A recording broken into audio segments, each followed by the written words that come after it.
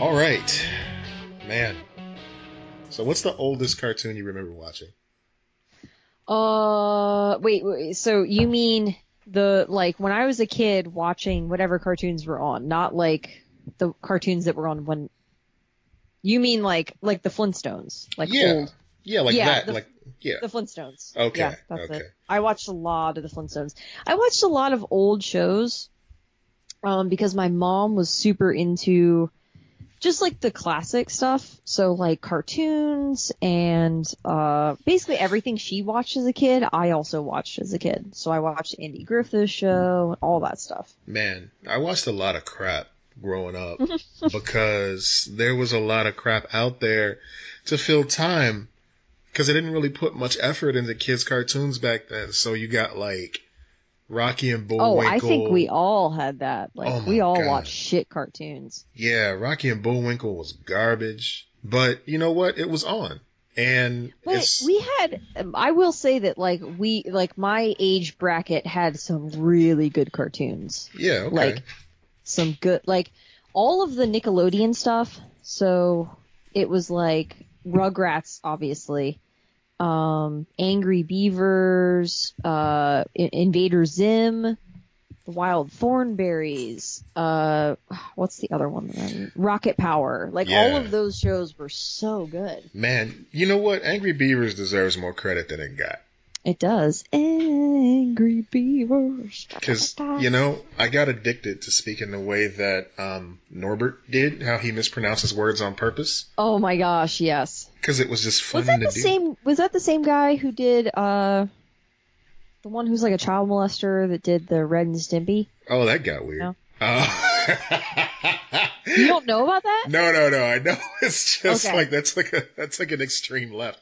Hey, guess what? When What? you're a child molester, you should be known for that first and foremost. You know so what? you don't get the Ren and Stimpy credit first. You're right.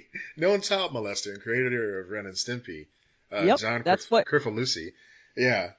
Nothing tops that No. except for maybe murderer. Yeah. You'd go murderer and child molester. That's maybe the hierarchy. Because, you know, on one hand, you have the people that made Stripperella, but then you have the guy that actually molested a girl, and that's not good. Yeah, It's just not good Yeah. at all. No. lots of girls apparently. Ah, man. Was it a lot? I know one. I heard of one recounting. I thought it was multiple. Maybe I'm wrong. I don't know. I I can't keep track of all the child molesters nowadays and the guys going after young girls. One is too many. One is too many, but apparently that's still not. 8 is enough, guys. Yeah, man, people suck. We decided to be positive this episode, and we've already gone down this path. Hello, everybody, and Yeah. welcome Hi. to our guys. excellent adventure. Hey, everybody. Yeah. Trying to drink Yeah. coffee. So, anyway, since we're talking Oh, I'm about. drinking tea. Oh, cool. Clink, clink. Yeah, Yeah. clink, clink. Since we're talking about bad shit, Chicago hates me. And. Why is that? Because apparently this year, all the black ice on the ground is just out to murder me. And I don't understand why. Yeah. So wasn't it last year you like really messed up your back Oh, that's every year, Lex. I'm old. every year? No, No, let me you tell you. slip on ice and you're just screwed. Oh my God. So I was, That happened to my mom, by the way. She broke her butt. holy jeez. Just yeah, Yeah. it's never good. It's never good. So That I was going out, to meet up with Kelsey, friend of the pod, Kelsey Nicole from CNSC and of Not Your Demo Pod. Give them no, I'm just kidding. What if I was really angry about giving another podcast a shout out? No, never. Don't you do it. So I was going to meet her for brunch to discuss some things, and I just straight up wiped out. You know how sometimes like you fall, but you can fall in such a way that you can like look like, all right, yeah, that hurt, but I'm tough. I'm walking it off. Oh no. Oh yeah. I wiped out hardcore. Like, you know how Oh, Charlie no. Brown gets hit with that baseball and he like flips over 3 times and Yeah. he's naked by the end of it? That's Yep. basically what happened to me yesterday. Except I didn't even have the benefit of getting hit with anything. I got hit with life. I got hit with gravity. And it just fucked me up. Are you still dealing with it? Oh, not only am I still dealing with it, cause like, I also almost damn near broke my butt yesterday. Oh, man. I had dealt with it again today, of all things going to pump gas. I went to 7-Eleven and I was walking from my car into the actual 7-Eleven and, I fell hard and I Shit. busted my knee because I hurt my right knee yesterday. I hurt my left knee today. So at least now I have a matching set. And Oh, various other parts of me that I'm discovering are hurt as I try to move around. So that's great.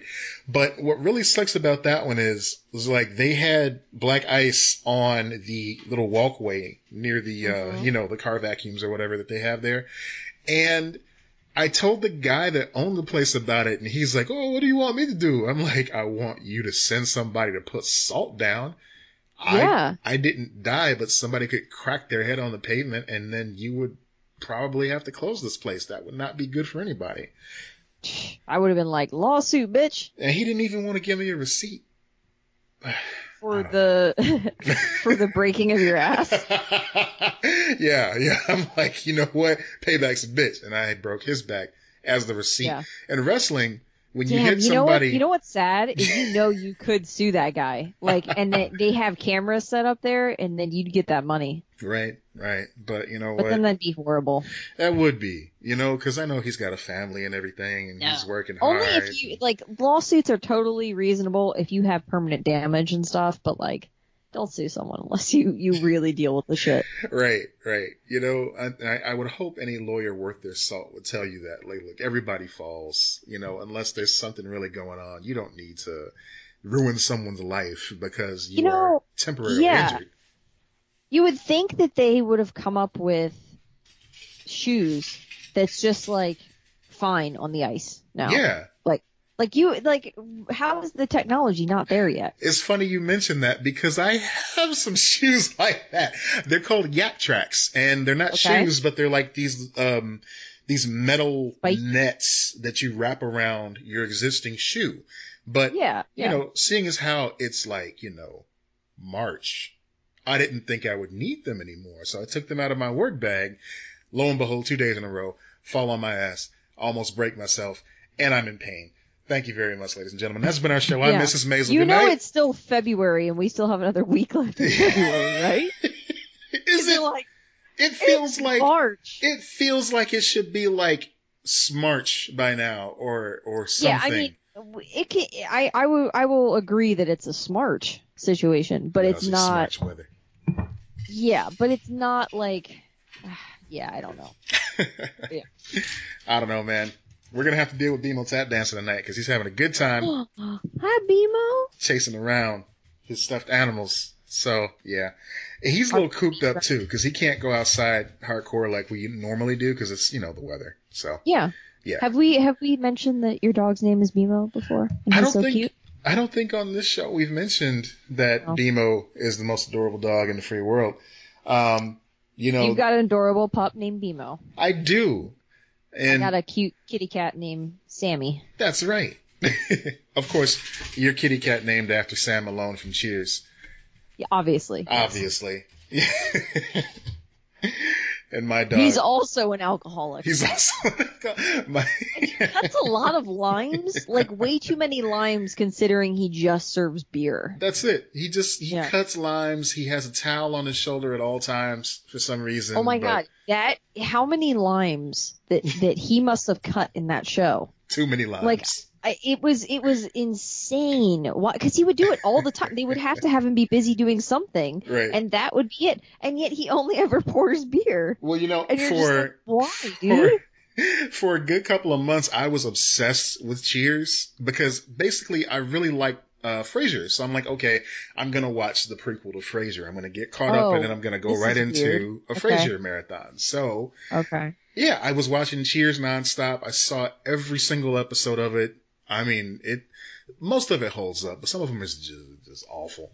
But yeah, he did. That's true with most older sitcoms. Yeah, but he did an interview near the finale on Jay Leno, And he was talking about, I went to bartending school and I know how to make so many different drinks, but all they ever wanted me to do was serve beer on the show. So like you said, he had to do something to keep busy. He's like, I'll just cut limes. And yeah. Gosh, that sucks. Yeah.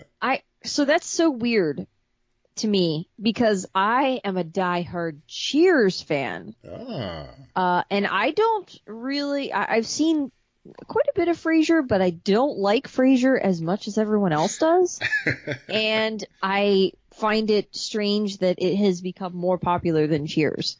Yeah, and I think a big part of that is owed to the fact that syndication was really hitting its stride when Frasier was around, when it was in first run. So, of course, syndication saved shows like Seinfeld because the first 2 seasons of Seinfeld, nobody really watched. Seinfeld annoyed me so much when I was younger. Because it was like, they're all jerks. It was just like, I don't know what it was. I didn't get it. Mm-hmm. And what weirdly made it click for me was watching It's Always Sunny. Oh, okay. And I was like, oh, this is just that on like meth. And where it's like, oh, none of these characters really have any redeeming values. You're just in it for the laughs. Pretty much. And once I got past that, like the fact that I need to, because like I was used to shows like Friends or whatever where you have emotional investment as well as like the funny or whatever. Yeah. Same with like Cosby Show, with Cheers, I would argue has a lot of that too, where you're invested in Sam and Diane. Or there's a lot of heart in Cheers, and yeah, going back and watching it, with adult eyes, it's like, wow, they really cared about each other in this very strange way. Like, I think the only constant, like, just bitterness on that show was Norm to his wife, Vera, who we never saw. Yeah. Like, that was just constant. It's not an old-fashioned joke if you don't have a guy that hates his wife. Exactly.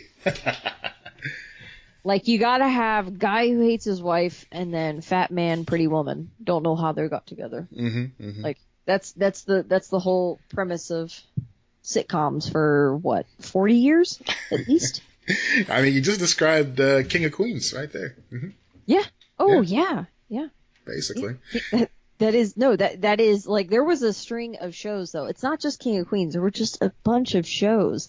And then they came out with Mike and Molly and they were like, hey guys, it's a twist. They're both fat. And we're like, what? That's not a show. It's really not. God, I love Melissa McCarthy, but like, you don't need to just have a show where you make fat jokes and so I don't know. It gets boring. It gets really old. But I tell you what I loved about King of Queens, because for the longest time I was watching it and I'm like, Kevin James, not a fan of his humor. I don't know how he hooked up with Leia Remini, total smoke show. And funny. And witty. Hilarious. Yeah. She does good work. And she broke away from Scientology, bless her soul. I was going to say, and she's currently dismantling Scientology in her free time. Sure. I mean, the list goes on and on. But then I saw an episode of King of Queens where he hit that stripper pole and it all clicked. It all made sense. Like, man, okay, he's got moves. Oh, I thought you were gonna go, oh, she's kind of terrible too. Oh no. Because she's pretty bad on that show. Like they're both kind of terrible people. It's very similar to like Seinfeld or whatever, where you have to let it click. You're like, okay, they're kind of awful, but that's okay because they have each other. That's their shtick. Yeah. That's one reason I could never get into the Honeymooners. I mean, besides, the fact that domestic abuse was the punchline. It was just depressing, man. It's like they live in this tiny little place and, the husband's just always aggressively angry no matter what happens. And the wife is just jaded towards everything, but she's still pulling her weight. She's still working hard. It's like, how do they get to the baby you're the greatest at the end of it every episode? It made no sense at all. That one was too far back for me, I think. Yeah. I never watched that one. How did you feel about Everybody Loves Raymond? I never really watched it. I never really got into it. Like, the only reason I would watch is because his brother did the voice for Lobo on the Superman animated series. Yeah. So now we're getting deep into sitcoms. This is a weird one for me because I hated Everybody Loves Raymond. Okay. Hated it. I was like, this show is the worst. Like, everyone on this show in real life dies via suicide. Like, this is the worst. Or murder-suicide. It's a good old-fashioned murder-suey kind of sitcom. You know. And, like, yeah. And so I was like, I can't stand it. Mostly the wife irritated me. Mm-hmm. Patricia something. I don't remember. Patricia Heaton. That's it. Then it's another thing where it's like unlocked by another show. I watched the show The Middle. Yeah. And that show is super good. Like, it's really funny. And it made me appreciate her. And so I went back and I tried Everybody Loves Raymond again in, like, you know, when it was randomly on TV. And I was like, oh, I kind of like this show. Like, this isn't that bad. Now I hate Raymond. Everybody hates Raymond. I realized that she was criticizing him all the time because he's immature ass. Like, but, you know, like, it's just weird how shows, like, sometimes you age and you're like, oh, yeah, I kind of get this now. Like, that's what this is. It just didn't click with me because, you know, who would it click with at 16? You know, it's just not, you're not going to like that show. It's not for you. That's a good chunk of sitcoms that aired on CBS during my formative years. So, oh, yeah. It seemed like everything they put on there was just like, hey, this actor that you know from this famous sitcom has a new home here on CBS. And guess what? He's tired. And he has a job that he really doesn't like. And for some reason, he can pay his rent for this huge New York apartment. Come take a look. It's the same show 4 times in a row. Yeah, yeah. I feel like Matt LeBlanc is making one of those now on CBS. Totally. He looks so tired. He looks like he's over it, man. He's just to be fair, he's always looked very tired. Like, he has unfortunately, like me, like, he has those bags under his eyes where you're like, I'm eternally sleepy. Like, people walk up to me and be like, are you tired? Are you depressed? I'm like, no, I just look like this. I don't know. Joey Tribbiani was kind of out there, but this show looks like a broken down Joey Tribbiani doing a role. The hair. I think it's the hair because his hair is just white now. Yeah, like, yeah. So he looks a little bit like a ghost, and it's the combination of that, and he's always had the bags under his eyes. Like, that's just, I think it's probably just a genetic trait. So he just looks worn down as fuck. I was like, buddy, you got that Friends money. Why are you doing another sitcom? Why are any of them working? I don't get it. None of them need to ever work again. I mean, they just must love working. I guess. I mean, it's not, and you know, I think that they would all rather have movie careers. Yeah. But it just never happened for any of them except for Aniston. Yeah, they've got the money. Now they want the, I guess, credibility in a certain way. Yeah, yeah. And they did have that too, but like none of that, like, but they've all had successful television shows after, right? Ooh, well, I don't know, man. Yeah, I guess you could even say Matt LeBlanc had episodes that was on for like 6 years. Yeah, that was one of those weird ones where you're like, holy shit, how long has this been on the air? Right, and he did. I love that. How is this still in the air? That's a fun game to play. That is a fun game to play. Oh, God, what was the show? There was one, oh, Rules of Engagement. I remember that. That was one of those CBS shows a couple years ago, and I was like, what the hell? This show's still on the air? How many seasons is this on? And it's always weird when you are aware of a show, but you don't really watch it. And then the kids grow up, like Modern Family. Like, I don't watch Modern Family. Yeah. But then I saw something about one of the daughters, like, oh, you know, she's got to get a, you know, breast reduction or whatever. And everybody was kind of like having a go and making jokes about it and everything. And I'm like, yeah, saying shitty things when they have no concept of what women deal with. Exactly. So, yeah. Exactly. And I mean, more women do that than guys know. Obviously, being a guy, it might ring hollow me saying it, but I've known a few women that have gone through that, and it's just like, you know, they don't do it for any type of cosmetic reason. It's basically because they just want to be comfortable. Yeah, it's painful and annoying. Yeah. And, you know, it's one of those things I'm like, you don't get to have an opinion on this, like, unless you've had it done. Exactly. Or know what it's like to contemplate it or whatever. Right. I know some bodybuilders get it done too, but that's not really comparable. That's totally, you know, just for... They get it done for necessity or for cosmetic? For cosmetic, most likely, you know, just because all that... I would say that's the equivalent of like a woman getting cosmetic done, but like what we're talking about is medical. Yeah. Like that's different to me. Which like there's nothing wrong with cosmetic either way. Mm-hmm. Like do whatever makes you happy. Like, but medical and cosmetic are two different things, and they treated that like it was cosmetic. Right. Like people, I mean, like responding to that. Which first of all, it's none of your fucking business. Really, the only reason that she probably had to talk about it in the first place was because people were going to notice.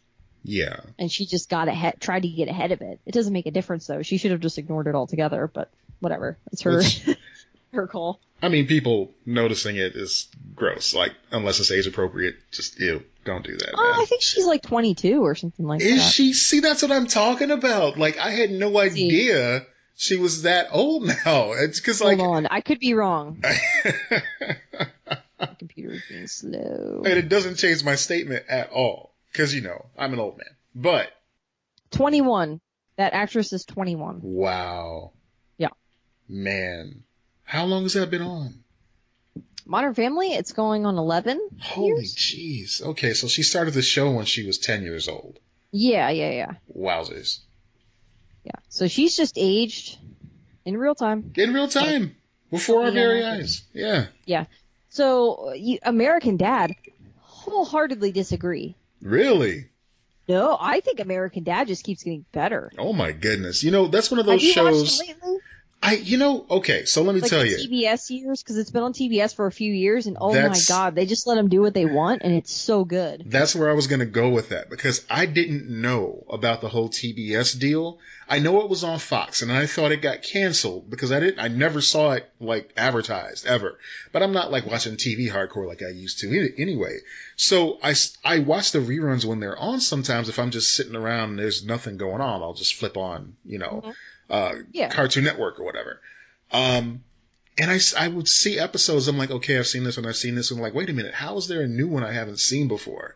Yeah. And that's why, because it was on TBS. But that does not explain why I would still see new episodes of Cleveland that I had no idea existed. So that I can't explain because that show was canceled. Yes. But yeah, so what they did was, I think might have been the same year that Cleveland show was canceled, and I don't get that either. They must have had episodes they didn't air or something like that. So what they did was they canceled, I think they canceled both of them at the same time. But when they canceled American Dad, they had a plan, and it was just quietly scooped up by TBS. So it must have been doing really well in syndication for them. And so it's just been running on that since. Yeah. I want to say like 4 years, something like that. Man, I'm surprised Family Guy's still on, but this is kind of one of those things like The Simpsons. It's just going to be on. I would argue that American Dad is the one that should stay on the air, not Family Guy. Yeah, but Family American Guy, Dad is just, it's still really, really good. Yeah. It's still funny. Well, that's kind of like the same reason I wanted Girls to stay on TV, because at least if that was on, I knew where she was. If Family Guy stays on, I know where Seth MacFarlane is. He's busy doing all of that. I like Seth MacFarlane. I don't know, man. I mean, I like Family Guy. I like The Orville. The Orville's really good, man. He's grown. I know that he's gotten more mature over the years, but man, some of that stuff early on, like even it's like, an edgy teen or, young adult or whatever, it's just like, God, dog, that's harsh. That's hard to watch. Yeah, but but also he was the guy, you'll catch these on Family Guy if you watch reruns like you're talking about. Mm-hmm. You'll catch these jokes that he would pepper in because he knew about guys like Weinstein and Cosby and stuff like that. So for like years earlier, he was basically making jokes and trying to call them out on that show way ahead of time because he had friends who had dealt with these guys, these like predators in Hollywood. Yeah. So he was making these jokes when like no one was talking about that shit. And I was like, oh man. So sometimes I wonder, I'm like, how much of his stuff was he just being crazy and making a dumb show that, just to make people laugh? And how much of it was like, I'm actually trying to do what comedy does, which is, punch up, you know? Yeah. I mean, I do give him credit for that. I would give credit to shows like South Park for doing the same thing because they talked about Scientology and R. Kelly and all that stuff. The exact same way. And like, you don't hear people talking about how South Park should go away. That's true. Well, because I feel like it's kind of the same thing. People forget South Park exists because it takes such long breaks in between seasons. And then when it comes back, it's like all of a sudden it's the hottest thing, in entertainment news because they have 1 or 2 episodes that touch on some really touchy subjects. After that, they just kind of play out their storyline and it just goes away for another year. They put it Did away. you ever watch that documentary that they aired about South Park a couple years ago? Oh, that was fascinating. Yeah. I had no clue that they made the show in 7 days. And that was, it's like Saturday Night Live. That show, it's an animated Saturday Night Live. Like, they are covering the stuff from that week. Yeah. Yeah. It's insane. I always wondered how they were so relevant. And I just never knew that they made the show that way. Yeah. Absolutely insane. It's incredible. And it explains why they're really not doing much else. So, besides, of course, their Tony Award winning musical, The Book of Mormon. They're close to EGOTing, aren't they? Yeah, but they're just the Oscar away. Well, didn't they get an Oscar for Blame Canada for that song? No, they didn't win. No. They got nominated. Okay. I remember it being performed that year by Robin Williams. That was kind of neat. Yeah. I thought that was cool. I think they're going to have to make Book of Mormon a adaptation. Yeah. And then they'll get an Oscar. Definitely. I'd watch that. They got to get it for song. Yeah. Oh, you haven't seen Book of Mormon? I have not seen Book of Mormon. I don't get to see theater very often. Oh, I don't either. I've seen like 4 shows, and that's one of them. Okay. I wish I could see more theater, but it's expensive, and I don't live in an area where like I can easily. It's like, what's on the road here? Like, what's coming to Tampa? And see, I'm spoiled because it's like coming back for its 20th year in a row, the Blue Man Group, So that's Chicago because it's just here all the freaking time. But yeah, same thing with Hamilton, Wicked, all that stuff is just around, Yeah, obviously I've never seen Hamilton. If you get tickets to Hamilton, I'll murder you for them. But like, you can't get tickets to that show. But like, no. I've listened to the whole soundtrack, so there are lots of shows that like I love the soundtracks. I've been able to access it that way, but I'm not able to go see it most of the time. But yeah, I did see Book of Mormon, and it was so good, like funny, just really, really funny. If you like South Park, you're gonna love it. If you That's don't, cool. It's probably one of those things. Yeah. At least it's not basketball. That's all that matters. Hey! Oh no, I'm not gonna play basketball. Like, hey, come on, basketball was good. It was not good, and I saw that one. That was not good. Anywho. Yeah, so you were telling me recently about this show on Netflix called You. Yes. Yes. Okay, have you heard of this show at all? Not before you told me about it. Okay. So that's what I was wondering because so basically it was on Lifetime and it had 1 season and it was canceled really quickly by Lifetime. And Netflix just scooped it up, kind of that same sort of scenario.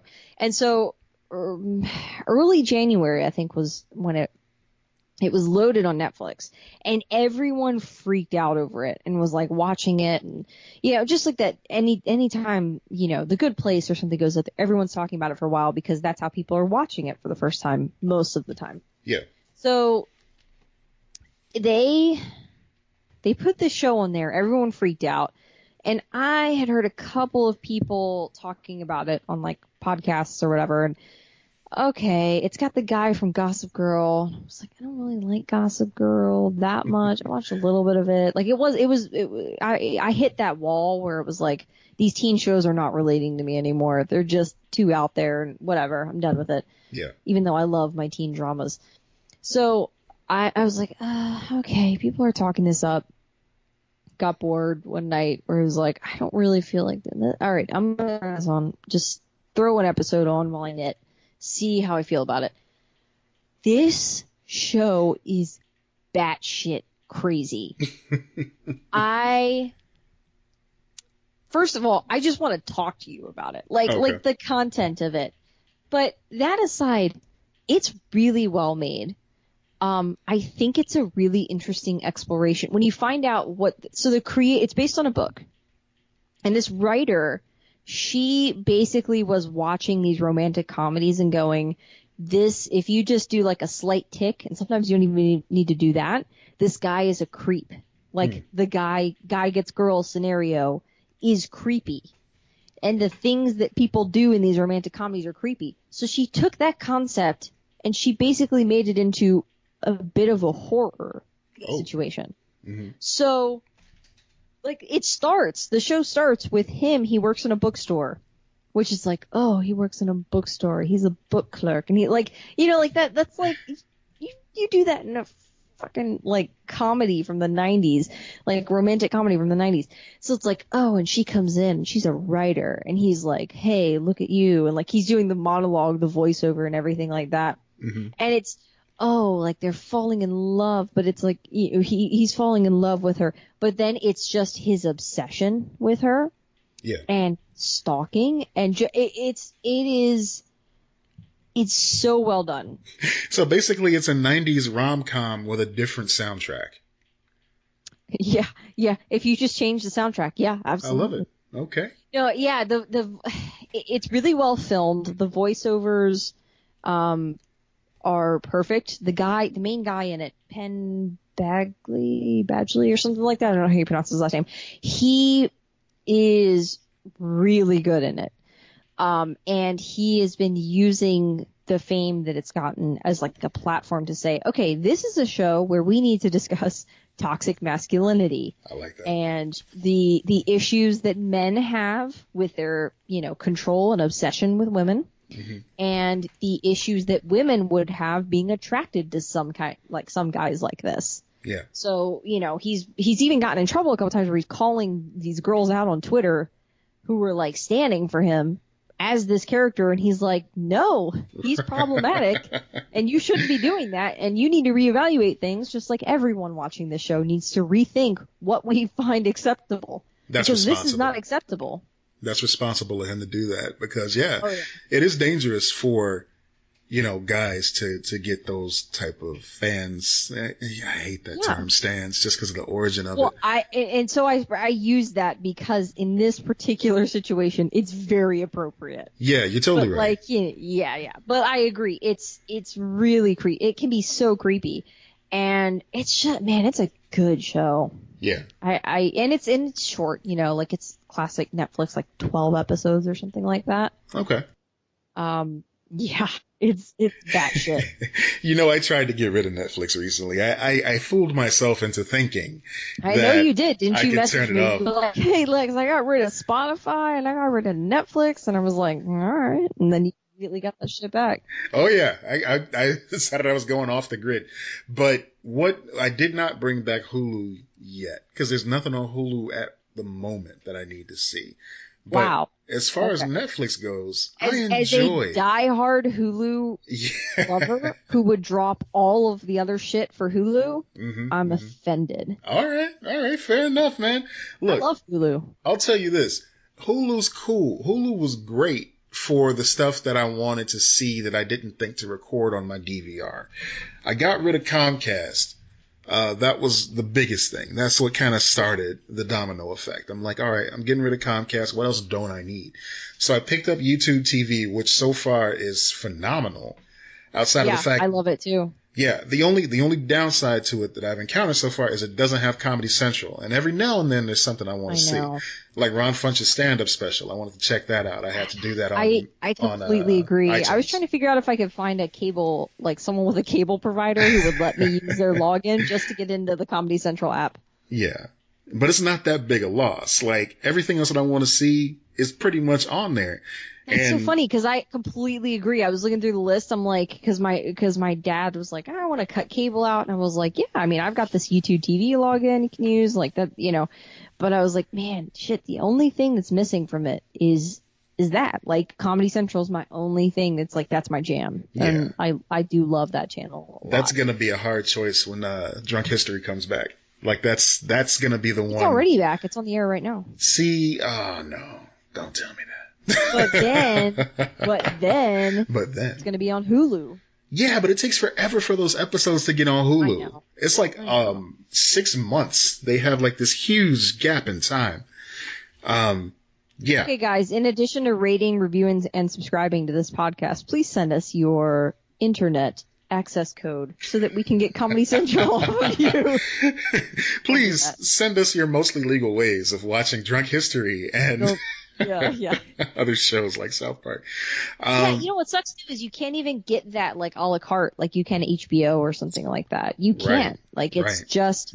I wonder if you could buy Drunk History, like if you had that one show or whatever that you could just buy. But then, man, that sucks. Yeah, they must have it. They must have it like a iTunes TV subscription or something like they did for Ron Funch's special. Well, yeah. Well, I know that it's Viacom is the company that owns that. They own MTV, Nickelodeon. So like all of that's not on YouTube TV because Viacom is pretty heavily linked to the cable companies right now. It's not gonna last though. You know what? You're giving me the opportunity to talk about one of the biggest missed opportunities that ever happened here in Chicago. Okay. Which is the Viacom store. They had a store specifically for Viacom properties in downtown Chicago at one point, and it was phenomenal. So my aunt actually helped to design it, and she, got it up and running and everything like that.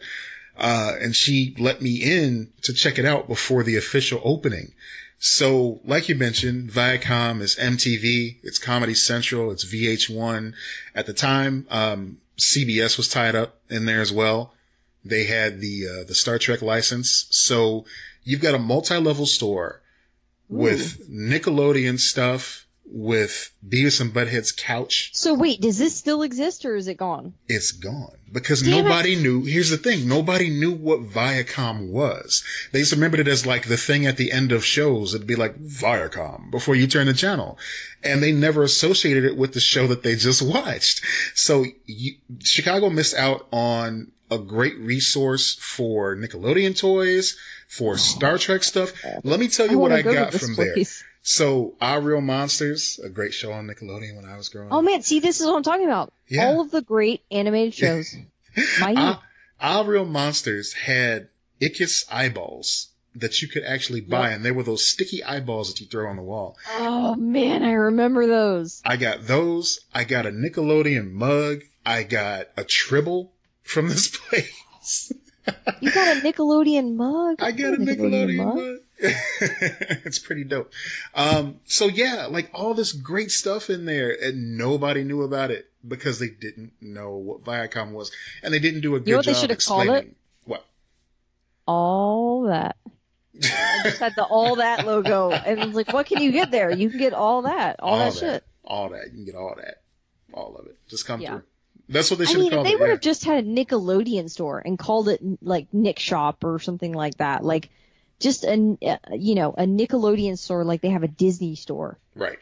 They would be selling things left and right. Yeah, or just make it like a synthetic mini mall. SpongeBob alone would be selling all the time. Well, see, that was even before SpongeBob. This is like during the years of like Snick. So like kind of the between years between. Wait a second. So that is super old then. That's what I'm saying. SpongeBob's been on the air since like 2000. Yeah, I thought this was more like recent. 96, 97 that this was happening. Wow. Yeah. So, of course, VHS tapes of all these shows, DVDs a little bit, Oh my God. Now I want to go there even more. I had video. I had video of this place. Now, I got to look it up now because I feel like I'm giving it way too much credit. Like I'm remembering it as a little bit better than it was. Kind of like Disney Quest. Same thing. But yeah, it was dope. It was the shit. And nobody knew what it was.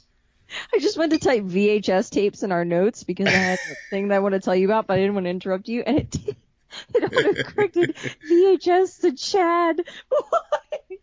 Who is Chad? I don't know. Why is Chad associated with VHS? Man, Chad's he's your connect. He's your connect for VHS too, so apparently. So VHS, speaking of VHS. Yes. Did you hear about this VHS tape story that is going on with Urban Outfitters? No.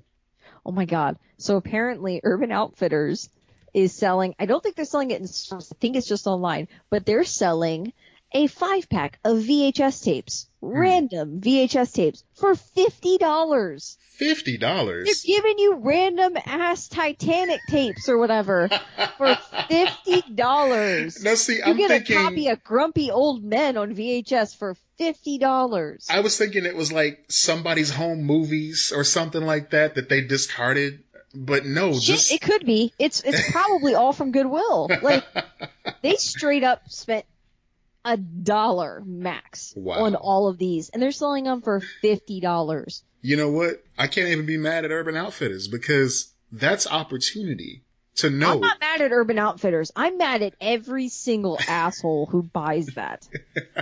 Listeners, if you're that type of asshole that buys a VHS tape for $50, please message us. Let us know. What's our P.O. box? VHS tapes? What type of life do you live that allowed you? God. We're going to share that P.O. box information very soon. Tapes. Yeah, they don't even sell VHS tapes at my local record shop anymore. They sell cassettes, vinyl, DVD. Like, they sell everything. They sell 8-track, man. They have 8-track. They don't sell VHS. Urban Outfitters is like, here, you need this. Like, you want this copy of The Lion King on VHS? Bitch, why? Now, hold on. Those bubble like I know cassettes. You want the clamshell cases. The clamshells, yes. The clamshell cases, those still go worth a pretty penny, especially like Little Mermaid or something like that. That's true. Yeah, they're not giving that away for that. That's $50 each individually. No. You're getting like you're getting the Pelican Brief starring Matt Damon. Yeah. That's Do you want to watch Armageddon on VHS again? Do you want Austin Powers 1? Go ahead to Urban Outfitters. Oh yeah, what's the wait, now we have to play a game. What were your top VHS tapes? Top VHS tapes. We're naming some of mine. So Okay. Grease was number 1 for me. Grease number 1 for you. Okay. Number 1 for me, I would have to say number 1, my OG VHS tape. Oh, I know. The original cut of Star Wars. Ooh, A New Hope. Yeah. Before they even called it A New Hope, just when it was Star Wars, and that's it. That's all you need to know. The good old days. Yeah. Back before Jar Jar ruined it. Back before women. I mean, yeah. Oh, I don't hate sequels as much as everyone else does. No. Okay, You know what? So now I'm not thinking about the order. Now I'm just, okay, so I know for sure my number 1 was Grease. Okay. So now I'm going through what other, I did have, in addition to Grease, I had Grease 2. Yes. But I never bought Grease 2. We recorded it and it was on TNT.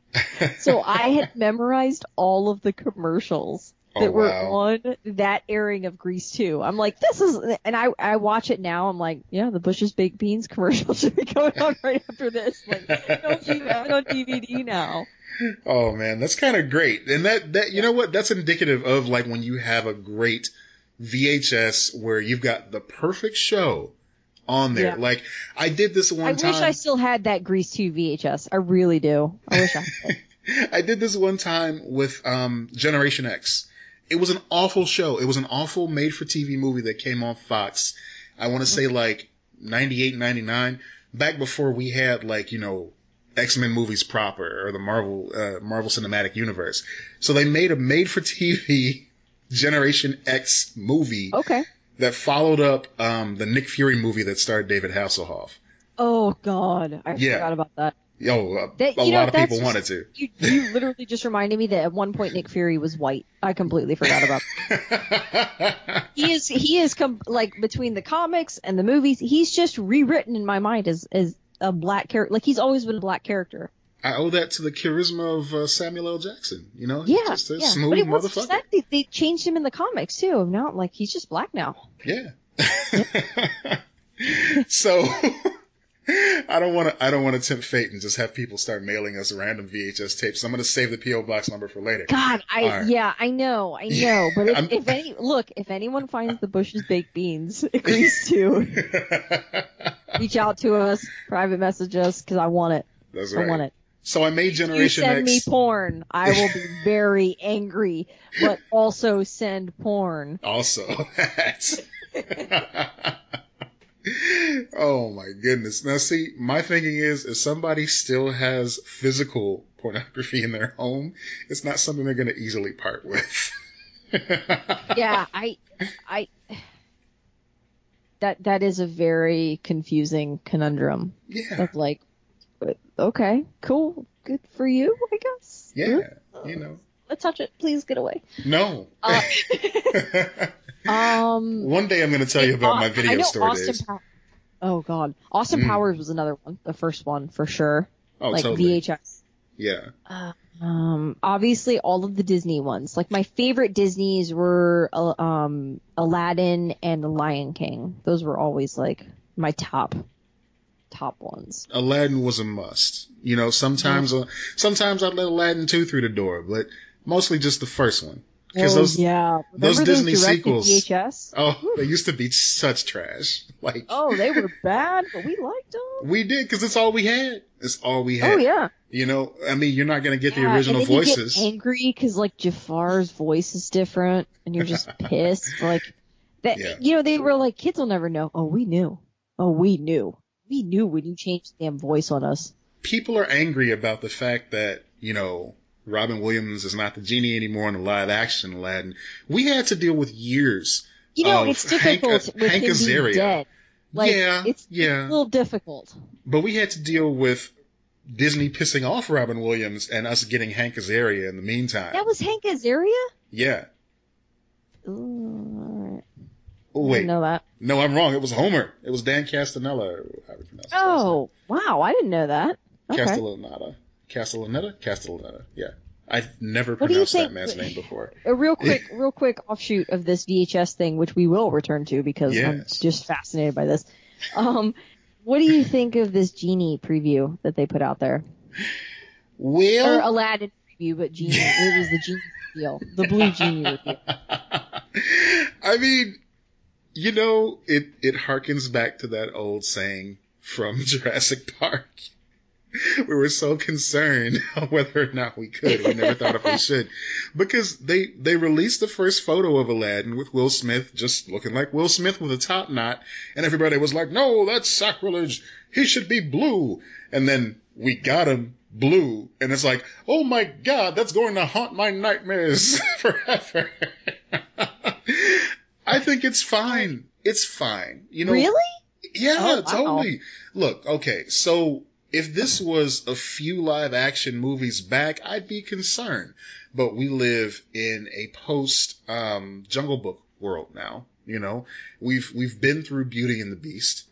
You know, I liked Beauty and the Beast. I haven't seen Jungle Book yet, but exactly. We've been through what was the one with Angelina Jolie?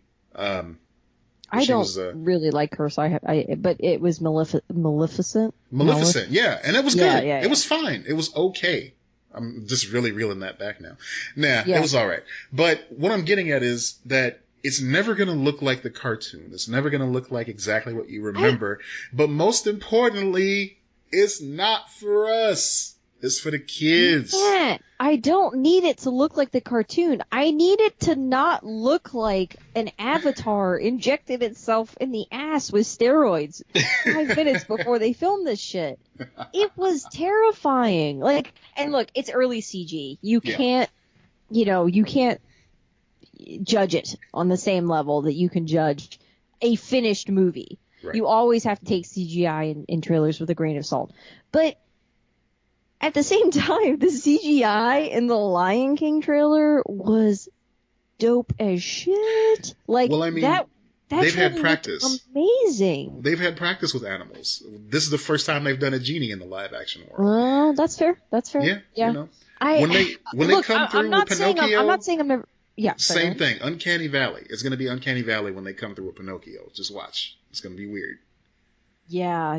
Oh my God. Remember the Jonathan Taylor Thomas Pinocchio movie? Yes, that scared the shit out of me when I was a kid. That was horrifying. And then Disney tried to do their own with Drew Carey as Geppetto. And that was just awful. I don't remember that. Ooh, that's not many people do. It was bad. It was really bad. But I remember Jonathan Taylor Thomas. Most girls do. Yeah, he he scared the crap out of me in that when he was like partially Pinocchio and then turning into a real boy. And like, yeah, it was so creepy. It's like half him, half wooden creature. I hope that when they do a live action movie, it's not like that. Yeah, same. So I'm not ruling out Aladdin. I think it's way too early to be like, I'm not interested in it. Like, I thought the first trailer, I was like, oh, I'm intrigued by this. You know, Yeah. I'm still intrigued by it, but I'm not excited the way that I am for The Lion King. I think The Lion King, just based off the cast alone, before I even saw the trailer, I'm like, look at the people that they have involved with this film. Yeah. I mean, Disney's been on kind of a roll for a while now with the animated stuff and with the live action stuff. They're due for a lull. This might be the first movie that doesn't really do well for them in that regard. You know, I remember the dark ages of like Home on the Range and Brother Bear and that sort of thing. Oh, Brother Bear was good. Yeah, it was good, but it wasn't like Disney good. It was like... That's fair. Yeah, that's a good DreamWorks movie. Oh, I just remembered another one. I remember VHS movies now. Okay. Which was Fievel Goes West / Rockadoodle. Like those two. Oh, they did a double set for that? No. I just watched those a lot, and I didn't want to forget the names, so I set them both together. There's your personal double set. Yeah, my personal double. When I was a kid, they had those really bad public domain VHS cartoon sets that would come out that had like an hour and change of Popeye on there. I had a few of those. Mm-hmm. You know, because it's like when your parents sent you over to like another adult's place to babysit you or whatever, they would send you with your kit of things to keep you occupied. Yeah. And some of those things were just VHS tapes and books. Rarely the books got used. VHS tapes. Yeah, just sit over here and watch this, veg out. So when I went over, like go to my grandma's house and watch Wishbone. Like, so my grandma smartly started to collect movies that she knew she wanted us to have in our collection. So that's so sweet. So she had several Disney films. She had the clamshell Bambi, Dumbo. Yeah. Yeah. Oh, that Dumbo looks good too. It looks kind of. Yeah, they got too many in production right now. It seems like a lot. Yeah, that's like the 3 that are coming out this year alone. Yeah, so she had Bambi, Dumbo, and Mary Poppins. And of the 3 of those, I wore out Mary Poppins. I thought that was the best. Yeah, so good. It was just so pure and so I love when she magical. runs away from the Nazis. Wait. Yeah. Yes. Yeah. No. Yes. That's a good one. It's a very good one. The hills were alive with the sounds of chimneys. Yeah. Oh, shit. Jesus. Oh, my God. Oh, man. There's a gif where somebody superimposed, like, Uzis in her hands as she's twirling around. Oh, yeah. I'm like, who filmed that, number 1? And 2? Speaking of the childhood VHS / cartoon things, another one I loved was Balto. Oh, yeah. And did you see the guy from Twitter, how he said that, like, Balto didn't almost die getting vaccines, so you could not vaccinate your kids? Yeah, that was perfect. Yeah. Yeah, like, that's perfect. And then I followed up on that where I'm like, did you guys, and I said this a couple years ago, I'm like, did you guys not pay attention to American Tail? Like, that movie was literally all about Nazis. Like, and not, maybe don't be anti-Semitic and anti-immigrant. Like, that's a bad idea. I mean, also Short Circuit, but we don't talk about that one too much anymore. Circuit? Well, wait, what did that have to do with? I've seen that. Short Circuit? Yeah, you know, he's a robot and he's trying to be an American and they keep trying to shut him down. It's not cool, man. Oh. Yeah. All he wants is citizenship. Like, I can remember so many movies ending with aliens or otherworldly beings, being sworn in as Americans. And I'm like, oh, cool, you know, they did something positive for the country and now they get to be an American. That's kind of great. And you know what happens in real life? You get deported like E.T. That's what happens in real life. Yeah. Why'd you have to bring up E.T.? Because... Oh, I don't know if I told you this. This is actually just a podcast about E.T. We're just going to watch E.T. every week. and see what happens. That's gonna be our top tier Patreon, right there Yeah, for people to people tip in enough money God. to make me watch ET on a live stream and just see my Yeah. reactions every time he comes on screen. Because I I swear to love God, the idea of somehow both of us being able to watch on the live stream, like together, like trying to coordinate it so we're watching it together, oh my and preferably just in person together, so you can see the joy and wonder in my eyes and the fear in your eyes. Because I just like there's a scene that I saw, like I haven't seen it in years and years and years. But usually when I would see pictures of it, it would always be, just the looking at his face or whatever and his fingers glowing, or seeing him, in the wig and the dress, like, kind of hiding amongst the stuffed animals. That's all cute and whatnot, right? I mean, to an extent. But I saw a photo recently of him just like ashen white lying in a ditch. And I'm like, oh my God, this is so frightening. What am I looking at right now? he needs water. He needs everything. He's going to wake up and he's going to destroy all mankind. Why can't they see it? I mean, really, if the fact that movie didn't end with that spaceship flying away and just instantly destroying the Earth is just unrealistic. Wow. Because they mistreated that boy. I mean, They did, sure. yeah. But you know what he rose above? He was like, I still believe in humankind. Yeah, literally, they rose above. Yeah, I don't know, man. Yeah. Ugh. Okay, anyway, stuff that I like. Matrix. Matrix was interesting because that was during the transition period between... I was going to say, you got Matrix on VHS? Because that was the first DVD we got. Yeah, I think a lot of people had that as their first DVD because that was must have like been giving that shit away with the player. That was the That showpiece. must have been one of those promo. That's like Remember you walk how you in the used to give store. you 5? Yeah. You had to mail it in. You get 5. That was one of the 5. Got a list. And it had one of those great menus that would just keep replaying the action scenes over and over as you sit there. Oh yeah, I'd always have to turn those off real quick. Because it would just be super loud. The repetitive, it would just drive me nuts. There's a website, funny enough, there's a website that's just like you fell asleep with the DVD on or something like that. Oh, that's awesome. And it's literally just like, the scene is you're on a couch, you can see the vantage point from a couch, and it just lets you select different DVDs to just watch the menu of over and over again. Like there's one for Terminator 2. There's literally everything on the internet. Yeah, that is, wow. Yeah. I mean, that's just like someone classic. Built that website.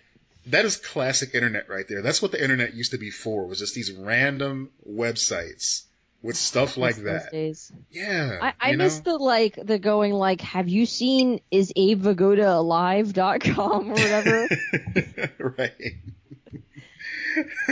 That was the best. And then, of stuff. course, when Abe Vigoda died, like last year or year before, I was like, oh my God, I gotta go to the website. Right. And you go on the website, and it had little X's over his eyes. Abe Vigoda is dead. And then you clicked on a link, and it was some metal song that they made. Like they had it ready, just like those old newscasts where, if the apocalypse happened, it would be like, Hugh Downs telling you, from 1975 what to do. Yeah. Oh my God. Yeah. So good. I just was thinking about like the Disney movies of live action. I wonder if they're doing a Hercules. That seems like that would be an easy one to do, right? Yeah, like it feels like that should have been the first one. Like that doesn't get enough love. I think Hercules is due for a remake. Oh, Hercules was another one of those VHS ones that one of my favorites. Mm. Ooh, yeah, I think every live action Disney remake. Let's look it up. What are we missing? Oh shoot, I forgot about 101 Dalmatians with Glenn Close. Yeah. I was gonna say they already did that. Are they gonna do it again? No, but that was great. I enjoyed that a lot. Yeah, that was great. Yeah. Who did I say? Glenn Close? Yeah, because it was Glenn Close. Okay. Ugh, I'm not gonna go through your little slideshow. I hate when websites do that. They're like, click through this slideshow. No, I'm not clicking through your slideshow. Give me a list. I mean, I can send you this link to Wikipedia if you want. Okay. No, I don't Okay. trust. No. Okay, so we got Dumbo, then Aladdin, then Lion King, then Mulan. I'm very I interested in. forgot about that one. Yeah. It's going to translate well. Oh my God, they're doing another Maleficent. Yes, they are. You I'm pronounce ready. this. Lady and the Tramp. Mm-hmm. Oh my God, Lady and the Tramp is Tessa Thompson and Justin Theroux Oh, wow. doing the voices. Okay. Pinocchio, To Haunt Our Dreams. Oh, there is a Pinocchio coming. Yeah. Prince Ooh. Charming. Who wants a movie about Prince Charming? I don't know what list you're looking at, but that's not on the official, Wikipedia list here. Collider. I'm on Collider, which is usually pretty reliable. Oliver Okay. Twist. That makes sense. Is that a Disney thing? James and the Giant Peach. What? You can't do that. I mean, it was already half live action. That doesn't make sense. Cruella. Oh, yeah. Cruella. Yeah. I like that. Ooh, Emma Okay. Stone is playing Cruella. That's good. I'd watch that. Lilo and Stitch? Tink.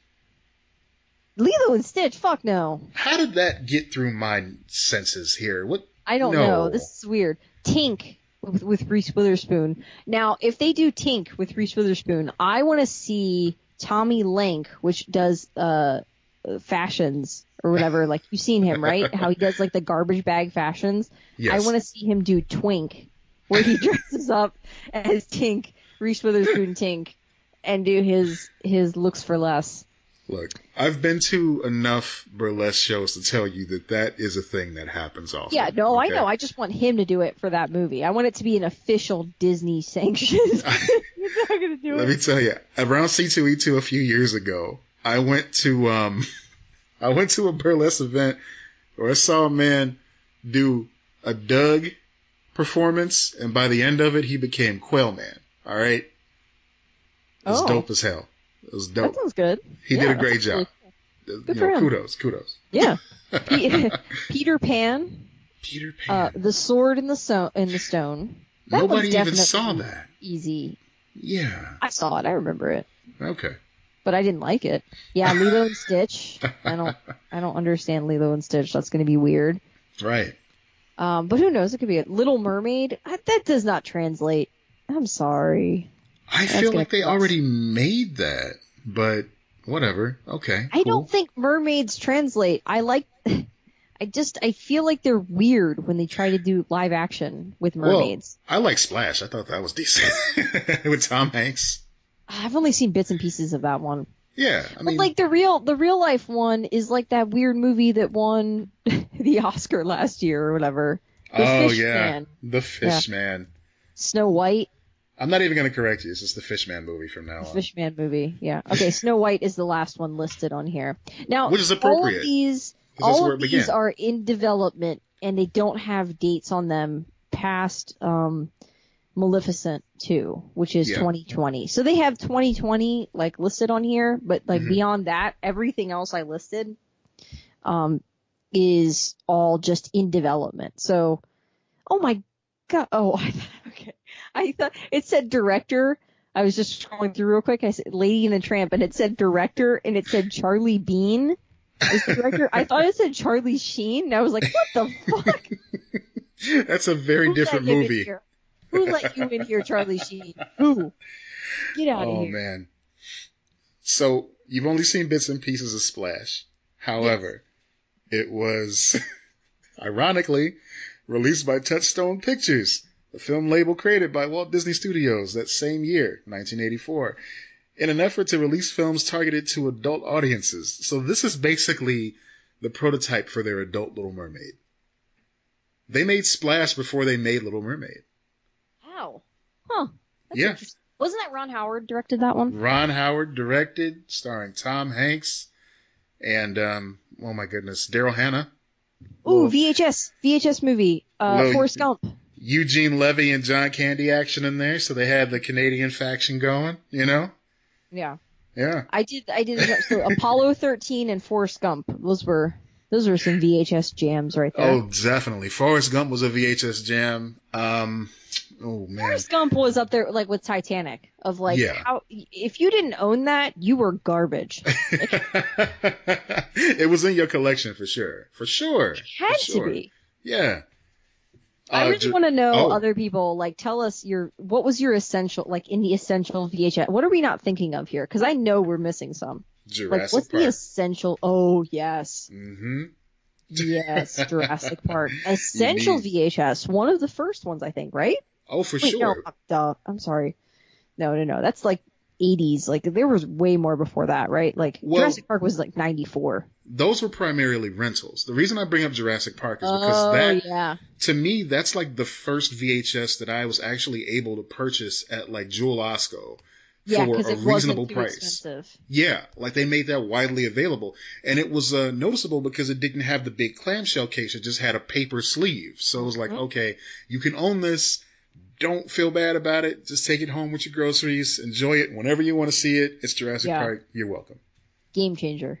Like, exactly. Like being able to own your own movies. There was a time when people couldn't own their own movies. That's nuts to me. Like how? What? Huh? Right. Now we have them all on our phones. Anytime. Well, I don't watch movies on my phone. Old person time. I do not watch movies or television on my phone. I watch them on a TV. I still own DVDs. Yes.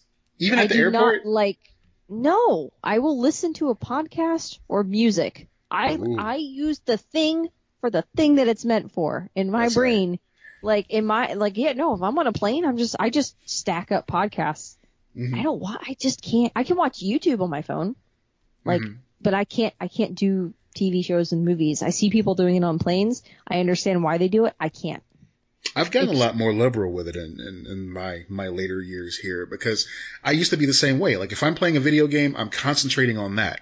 But at night when I'm streaming Tetris, my Twitch handle is Mighty Ink Matt, by the way.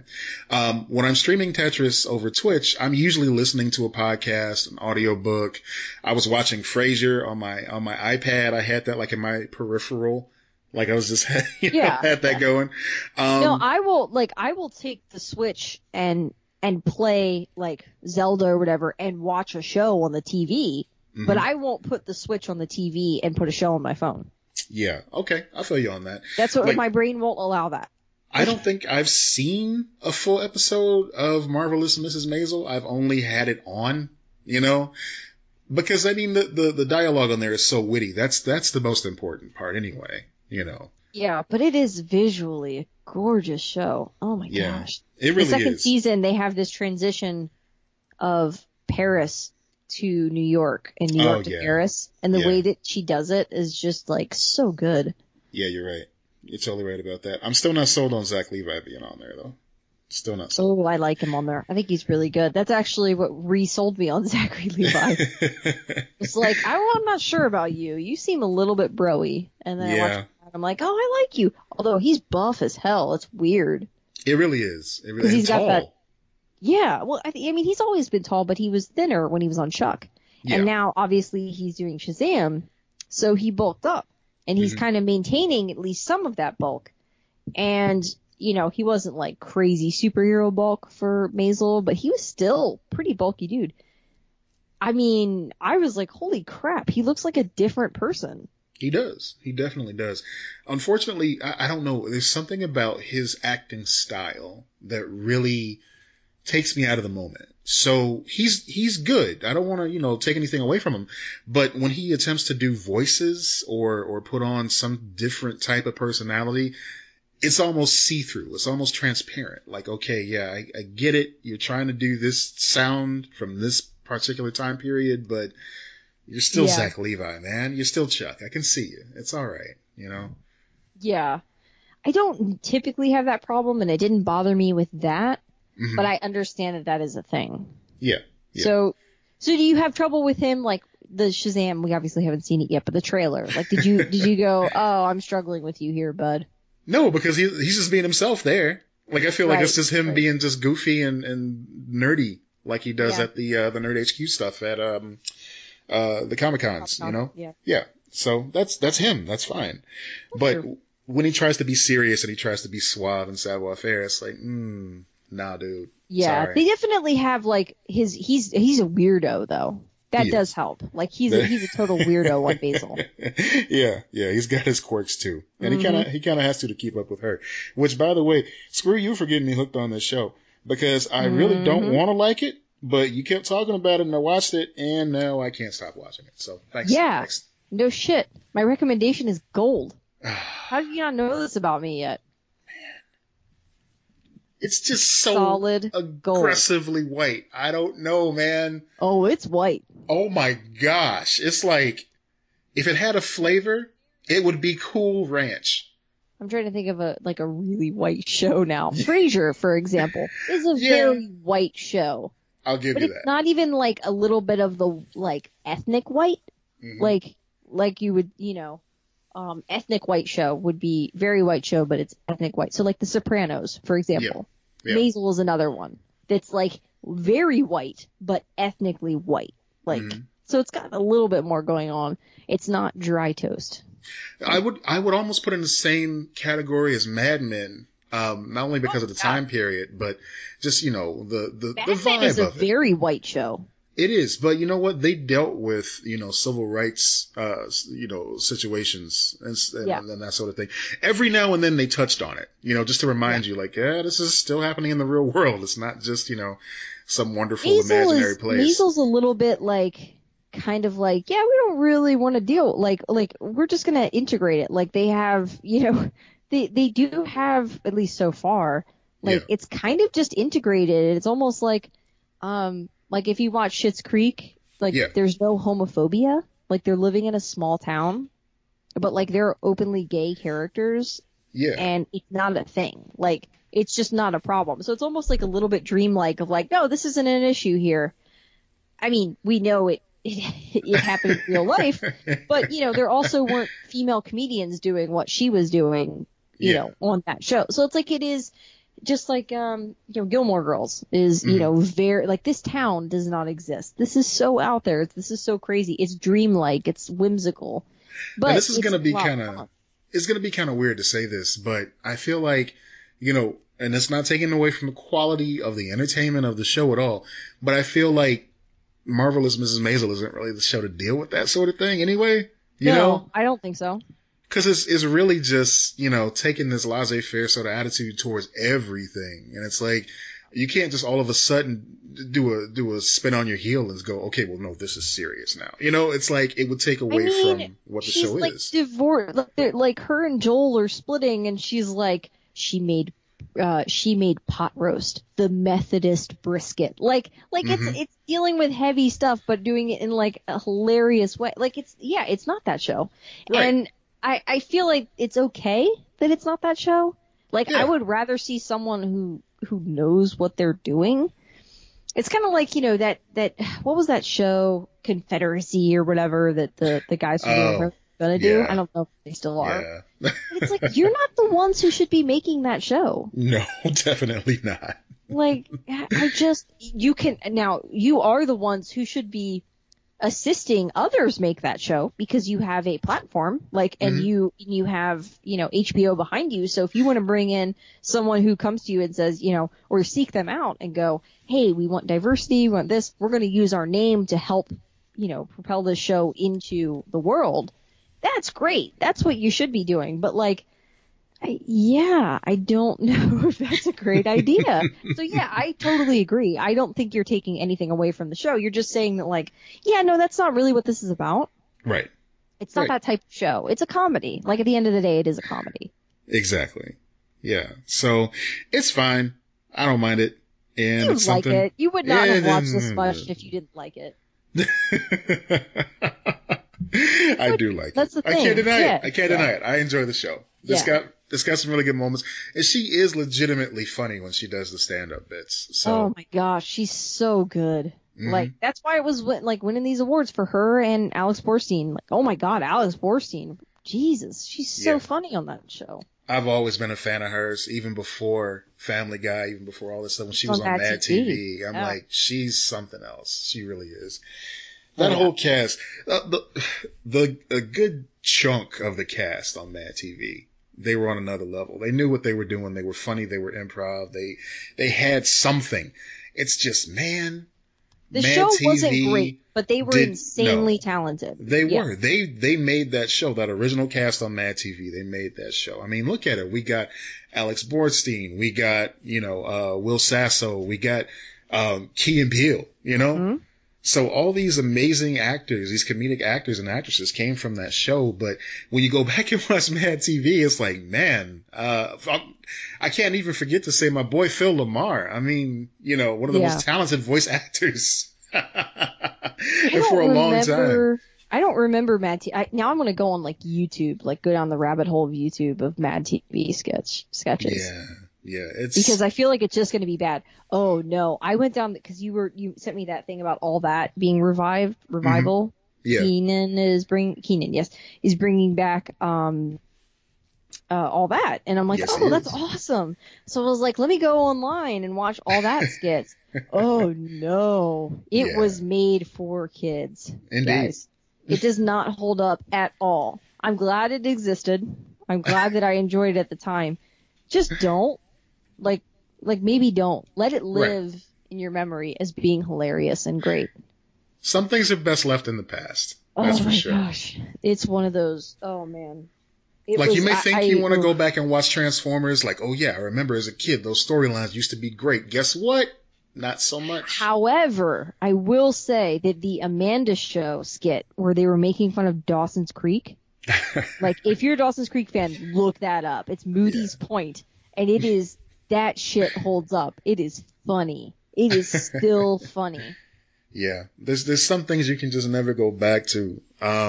Unfortunately, either because you grow up or because it's just not scratching that same itch that it used to, or, I mean, you don't want to say that the quality just got bad, but it's just not, it's not doing it for you. Sometimes that's the case. Sometimes it's just like you were talking about earlier. It's not meant for you. Like this isn't meant for you. Right. And so I'm having a hard time figuring out what it is about me or what's missing from Kingdom Hearts 3. Really? So it's your heart. It's no longer the kingdom that it once was. You either die a hero, a wielder of the Keyblade, or you live long enough to see yourself become a Heartless. Oh. Or a nobody. So yeah, it's a little too tween melodrama for me. I don't know. The dialogue in the third game is just so stilted and just kind of drags. It makes me dread cutscenes. And that's unfortunate because there's cutscenes every 5 steps you take. You get in a fight with a room full of bad guys, and before you can even swoop around and collect all the little bits and baubles that fall on the ground, you're already just interacting with Goofy and Donald again. And talking to like the toys from Toy Story or something. Now that's rough because I love Toy Story, like top to bottom, everything about it. Yeah, another great VHS tape. Yes, indeed. So I'm a fan. I'm a fan of Toy Story, and the fact that I can't wait for 4. that level just dragged on for like an hour too long, that's pretty bad. Oh, that's really sad, man. I've been waiting for this game for so long. And that was the issue that I had as a kid too. You were talking about that, like with Kingdom Hearts. I remember it having long cutscenes, and I was like, I just want to go play in these worlds. Like, I didn't want to deal with the cutscenes the way they were. Like, I guess I just wasn't as deeply invested in the story as kids my age were. Yeah. And I was just like, I just want to go play. Like, let me go play in this world, like with all these characters that I grew up watching and everything. So yeah, I have no interest in 3. I'm not gonna play it. Like, I'm just not. Like, I enjoyed the first 2 games so much. I wanted to get a Kingdom Hearts tattoo.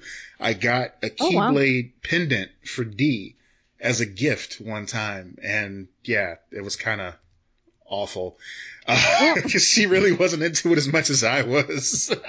But I'm like, yes, this is something special to me. Like, oh man, she was in the hospital. She got a rash. It was bad. Like, hey, it was straight from. I got it from Japan somehow. Oh yeah. I got it from one of those like websites or something like that.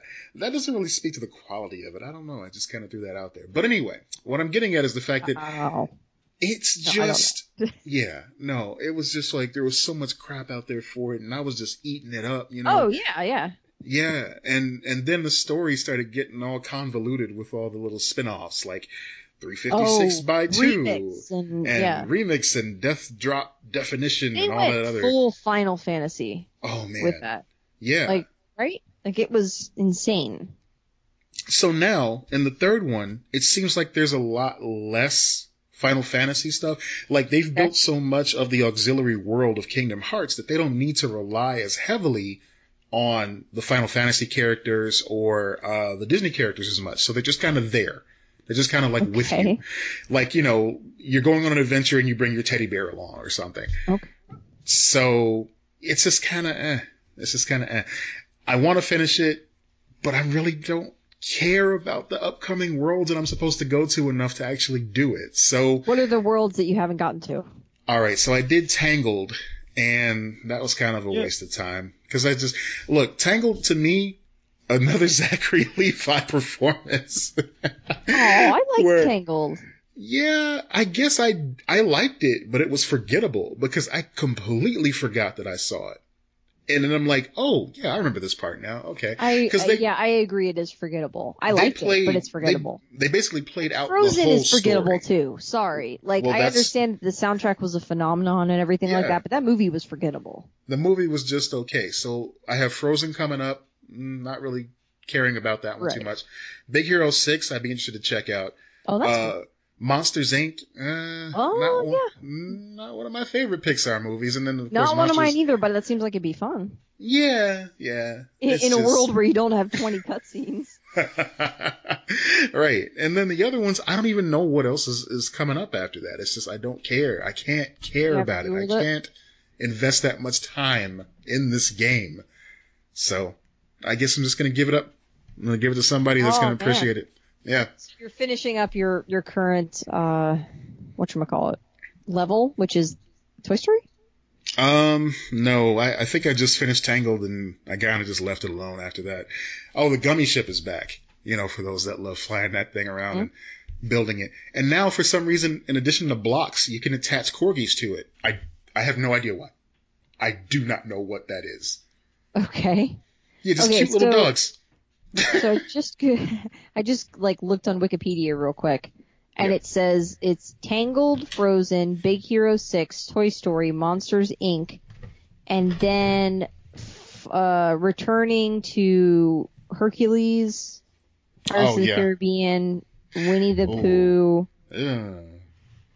The Dark World. What's that from? I don't know. Oh, I think that's just some original. Just the ones they made up. Yeah. So like that. There's really not. This doesn't seem like. I agree, man. I don't think I'd go any further. Like Toy Story would be the most exciting one. Yeah. Toy Story. A Toy Story game would be awesome if they could like a great game. I remember playing the Toy Soldiers game. Whatever. You remember those?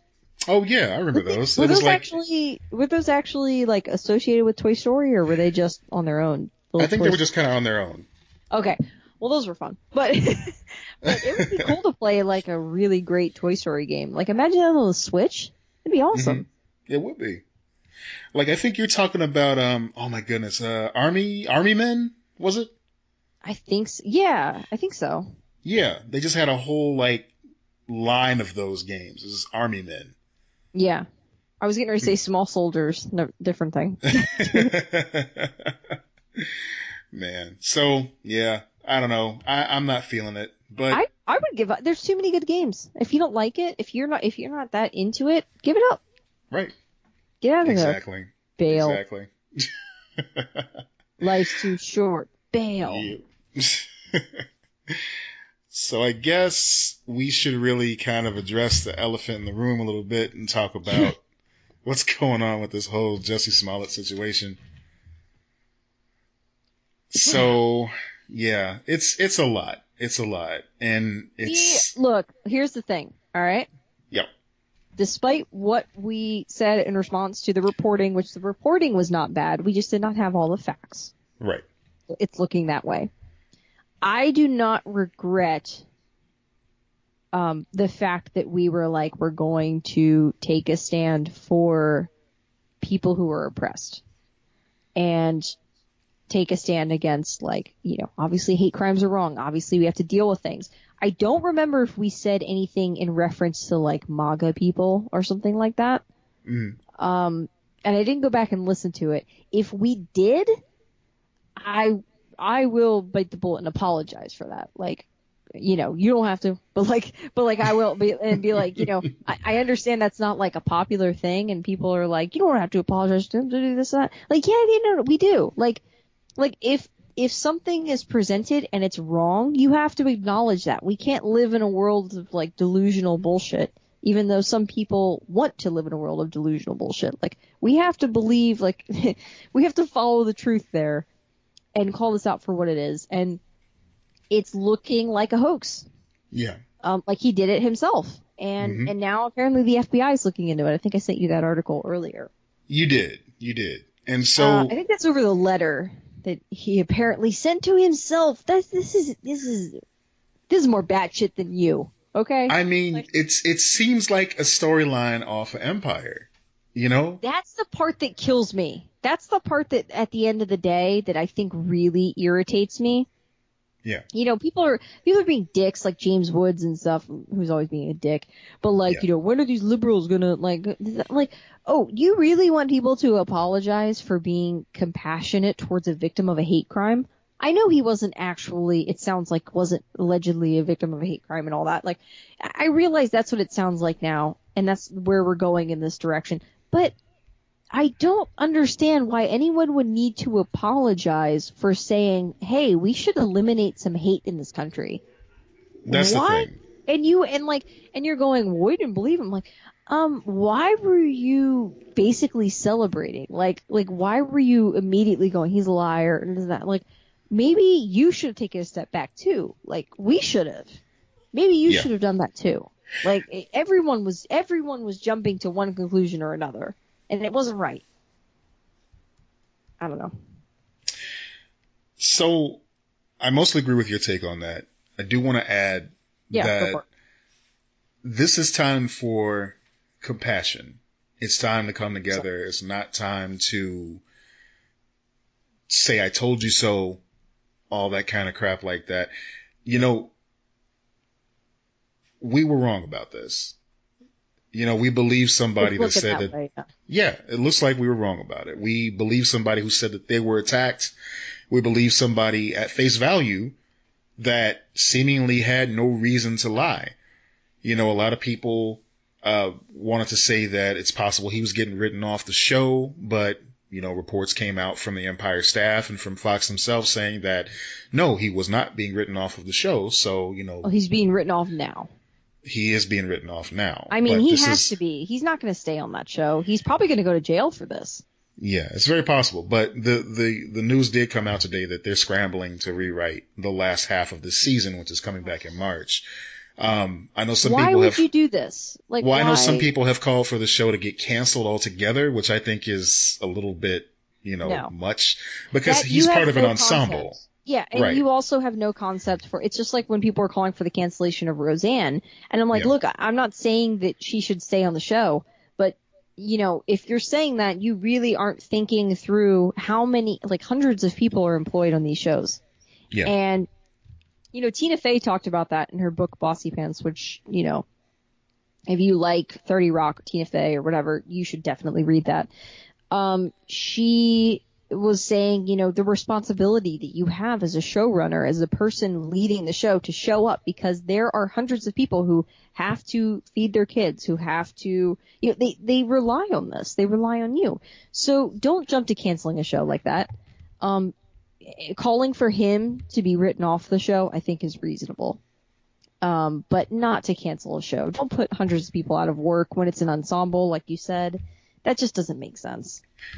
But more to the immediate of what I'm getting at right now is that this is a terrible thing. If this was indeed a complete hoax, it's a terrible thing, because people who might have been on the, you know, on the fence about this sort of thing now when this sort of thing really happens, it's going to take even more to convince them because this is the first thing they're going to think of. So for everything that he seemingly was trying to accomplish, if this was in fact a hoax. What was he now? What did he think what did he think he was going to get out of this? That's the part that doesn't make sense to me. Why did he do this? Attention to his cause. Attention to wanting to make it seem like people really do have it out for folks of color and folks that are homosexual. You know, there's enough going on in this country right now that we don't need made up drama. For instance, you know, there's this news producer was fired after using the N-word in a parking dispute with a neighbor in Miami. You know, that was me. Sorry, guys. Just kidding. I'm not in Miami. I'm in Tampa. You know, we had a situation in Arizona a couple years ago where this young black man was just driving his car. He waved a white woman across the street. Yeah. And she just started yelling all kind of expletives at him, seemingly for no reason. He filmed the whole thing start to finish, so there's no wiggle room for misinterpretation here. He's like, going right ahead. You know, I guess maybe he was just taping the tape or whatever, you know, to post it later. He gestured to a white woman. Go after him. Go after him. Oh my goodness. And then she said she shot Tupac. Like, you literally hear her on the video saying, I shot Tupac, and calling him, you know, all kind of slurs, homosexual slurs and black slurs. I am the one who shot Tupac.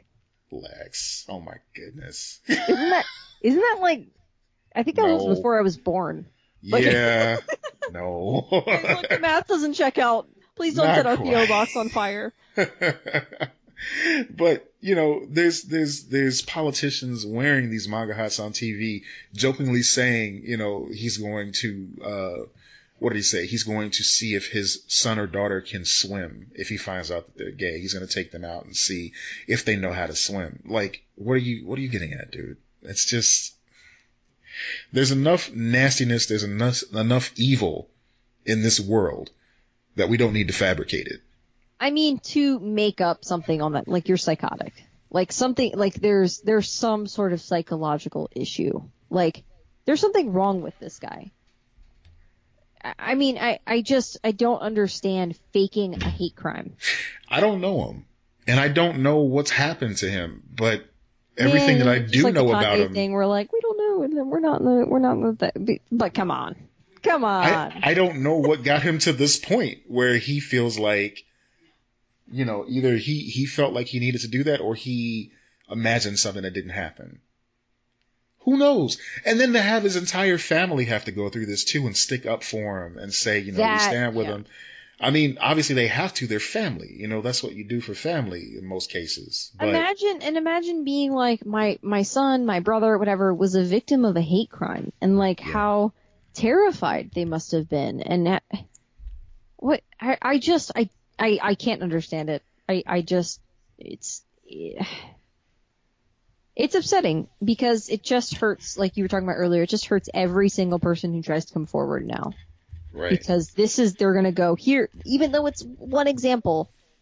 I mean, statistically, people, like, you know, the statistics on rape and everything like that, like, false accusations, it's marginal, guys. It's less than like 10%. If you look at the FBI and like, these studies have been done, and they're like, it's the same as any crime. So, like, false accusations of murder, false accusations of anything. Like, these numbers are pretty much like, it's like less than 10% of the crimes reported turn out to be false.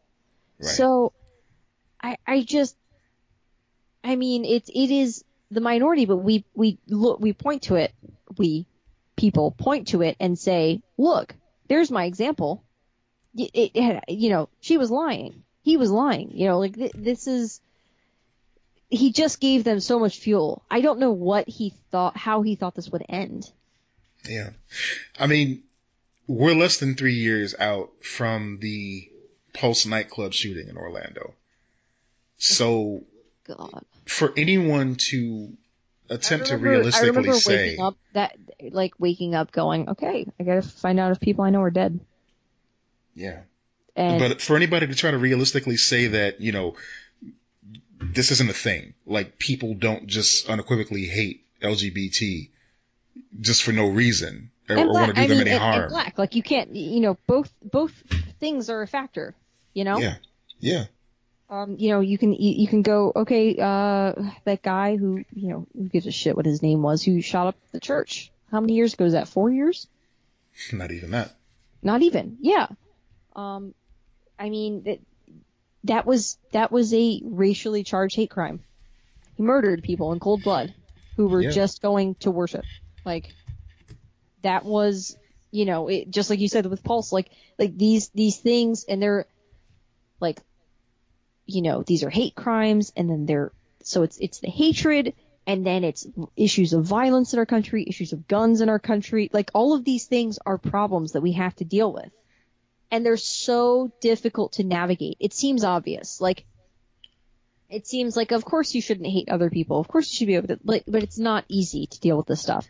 And when you have the audacity to lie, which this is allegedly this is what's so difficult, because it feels like one extreme to another, so much compassion and then so much hatred for him. Like I hope that I hope that Jesse gets help, because, like I said, that's not a rational thing to do. That's not the conclusion that you jump to when you're faced with people aren't believing that this is a real problem.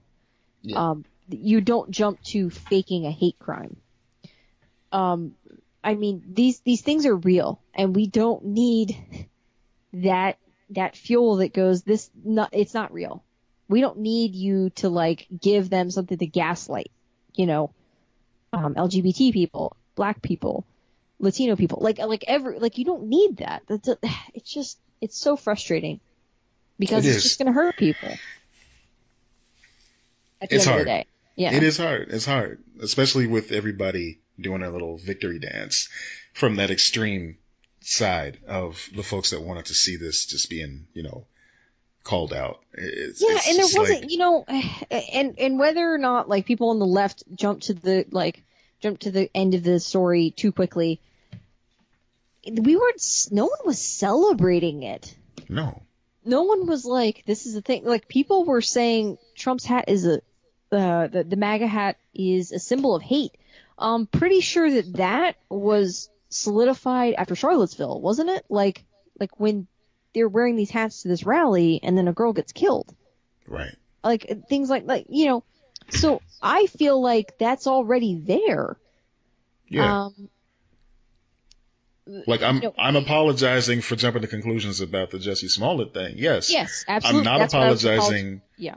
I'm not apologizing for the MAGA hat thing, because that is intentionally antagonizing people who have a different opinion. No, and that's not what I meant earlier. That's not what I meant by that. What I meant was, if I don't, like I said, don't remember exactly what we said, but if we were going, like, in the podcast, and we usually try to handle things pretty well, so I don't think but if we were like, these were Trump supporters, and, like, Trump supporters are assholes, and, like, if we were doing that, then yeah, like, I feel the need to say, hey, sorry for that. Please stop being a dick overall, though. Like, you know what I mean? Like, this is just the way that I handle things like this. Like, I want to, as a person, be able to admit being wrong about things while simultaneously saying, but you are wrong about this other stuff, and this is not the way that you should handle things. Like, because I just feel like that leads to a better conversation. However, I don't expect others to do that. Like,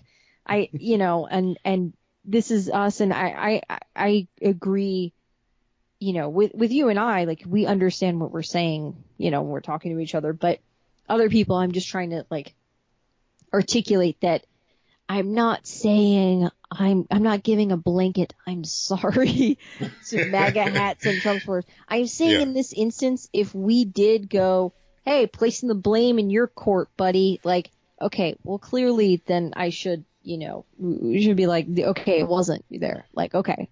Yeah. Whoops. Okay. But what about Charlottesville now? Where were the apologies for that? Come on. Like, it's just, it's a shit show. It really is. I was even questioning if we were going to talk about it, because it was these weird reportings, and I was like, this doesn't seem like it's real. Like, people were saying it was fake from the beginning. I was like, no, man, like, he wouldn't fake that or whatever. And now, as it's been unraveling, I'm like, oh no, like Because this is you want to go for the most logical explanation. The most logical explanation is that somebody with this much tenure, with this much sense in his mind, seemingly with a full-time job and a career that could, irreparably be destroyed by faking this, wouldn't make this up. yeah, Now we're not so sure. yeah. I mean, And you know what? This is how humanity should be. We're given new information. We're changing our opinion based on the new information that's coming to us, that's been presented to us in a digestible way, not just and to throw this in your face. It's like, hey, let's talk about this. Here's some new information for you to base what your thoughts are on this. Right. And like I said in the beginning, I don't have any regrets about saying what regrets about saying hate crimes are bad. Guys, hate crimes are bad. Like, it's true. Which is, we're not there's no shame in offering compassion and, trying to call for some peace and, making things better, like we're saying, be excellent to each other, put some positivity out into the world, make cool shit, support people who make cool shit. Like, just all of these things. I mean, I have no regrets over that. Like, why would you? Why would you regret that? It's just the little nuanced things of like, yeah, this wasn't what we thought it was. But at the end of the day, like, we're still going to stand up for people that are minorities being attacked. Like, why wouldn't we? That's what you do. Like, that's, I always, the first superhero that I connected to, the first thing that really got me was, I'd seen like movies before, I'd seen Spider-Man and stuff like that, and I liked it, but Smallville was really what got me into comic books and superhero stuff and everything like that. And it's just that I kind of, in the back of my head, I kind of get that thing in my mind of like, what would you do? Like, what would Superman do? What would Clark Kent do? How do you find that right path? And like, you're not always going to do the right thing, but you should have someone in your brain that's like, what would flying Jesus do? It's that thing like, you should have something in your brain, whether it be a person you know or whatever, that's your moral compass that helps guide you. And it could be a fictional character. It could be anything. And so when it comes to like, building bridges and caring for minorities and everything like that, I kind of go back to that, like, what would, a Superman do in this situation? What would these characters... He would basically snap Joker's neck and cause a rift between him and Batman and the other superheroes irreparably. So they would all have to square off on 1v1 fights that last 3 rounds. So this is why modern writers can't write Superman, and I should be making Superman movies, because guys, nobody gets Superman, but I get Superman. Hey, look, gods are among us, okay? Injustice exists in this world. Sometimes you gotta snap the Joker's neck. I don't know what to tell you. No. Superman don't kill. Superman can't help it, all right? Yeah. Everybody in this world is tissue paper to him. When he gets to let loose on somebody like Darkseid, then, he gets to finally be free. He can control his power. Look, I'm not going to do this. We're talking about hate crimes, Matt. Hate crimes. It's just one of those things, like, just try to find that, even in this moment where you go, okay, this is wrong. Like, what he did was wrong, and it wasn't reflecting, it wasn't reality. Like, what he did was wrong. Yeah. Still, don't regret the kindness and compassion that you put into the world in reaction to that. Exactly. And next time something happens, remember that even if it doesn't turn out to be exactly what you thought it was, if you meet it with kindness and compassion, if you meet that story with compassion for victims, if you meet it with compassion for people who are minorities, who are in danger, you are doing the right thing. Because even if he wasn't a real victim, there are other real victims reading that. That's right. Be better. Be better is the bottom line. You want to protect the youth. They need the youth. Yeah, there's nothing wrong, like you said, with being compassionate. And I know we're kind of going around in circles now, but I feel very strongly about this. I There's mean, I nothing believe the wrong. children are the future. Teach them well. Let them lead the way. That boy good. Yeah, there's nothing wrong with showing compassion to human beings. No, none. No matter what they believe in, no matter what side of the aisle they're on, whatever, within reason. There's nothing wrong with showing compassion to people. Yeah. And you'll never go wrong. I mean, you look at some of our heroes, Mr. Rogers and, Bob Ross and these guys who were just like real chill and everything. They taught so many people how to love one another, how to be kind to your neighbor. These are skills. These are traits that should not be lost to time.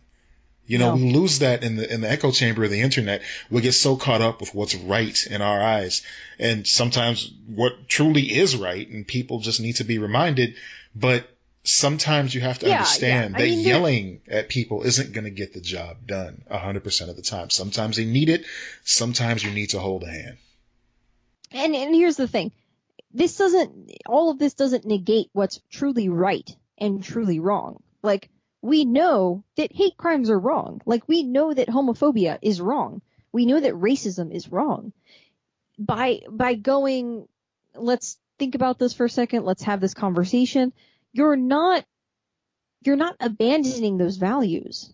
Right. If you believe that these things are wrong and you hold true to that part of you that has that feeling in your gut that's like, this is wrong or this is right or whatever, you're not abandoning it. You're breaking down and being vulnerable so that you can help bring someone over to the other side, kind of thing. And that's what you have to do. That's, this whole podcast, like, we get to the best stuff when we're vulnerable. Vulnerability is awesome. Like I'm not saying you should wear your heart on your sleeve and everything. Like, protect yourself, but like at the same time, the best things in life that come to you come when you are real and vulnerable. Like, that's when you fall in love. That, like, when you form strong friendships, it's when you go, okay, I'm not going to put up this barrier anymore. I'm going to break it down, and it's going to be a risk, but I'm going to take it. Just lead with that. I mean, I don't know. Maybe I am rambling. I'm so drunk, guys. This is bad. This is a bad time to say that there's schnapps in my tea. Oh, man. Okay. Not anymore. There is blackberry jasmine in my tea. Fancy. Delicious. Yes. So I feel that way about, of course, the Jussie Smollett situation and the ongoing R. Kelly situation as well. At least we got good news on that front, which is at least, that fucker's going to go to jail. Yeah, oh my gosh! If that's true, it's looking more and more likely. If the Avenatti thing, which he says that he has a video of R. Kelly, which goddamn, how horrible would you get a video? But apparently, allegedly, the video is R. Kelly raping a 14-year-old girl, a teenage girl. A teenage girl. 14 is the age that they did say in the CNN report, which CNN has seen the video. It's not just hearsay. They have seen this video, of course, consulting with their legal team and everything of what they can see and what they can discuss and all that. But in the video, they do say that several times she referred to herself as 14 years old. He continued to refer to her as 14 years old because that's what was getting him, his jollies or whatever. I really, lots of love to all of the police officers and, therapists and all of the people that have to bring monsters like this to justice and unfortunately have to view something like that. Because that fucks them up for life. Oh, for sure. I mean, how could it not?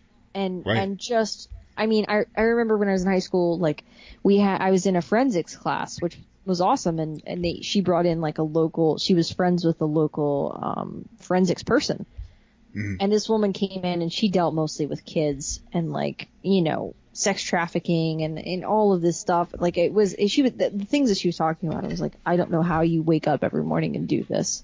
Like, you are truly doing like the greatest work in the world. Like, I mean, it's just insane, you know, to go. I can't imagine.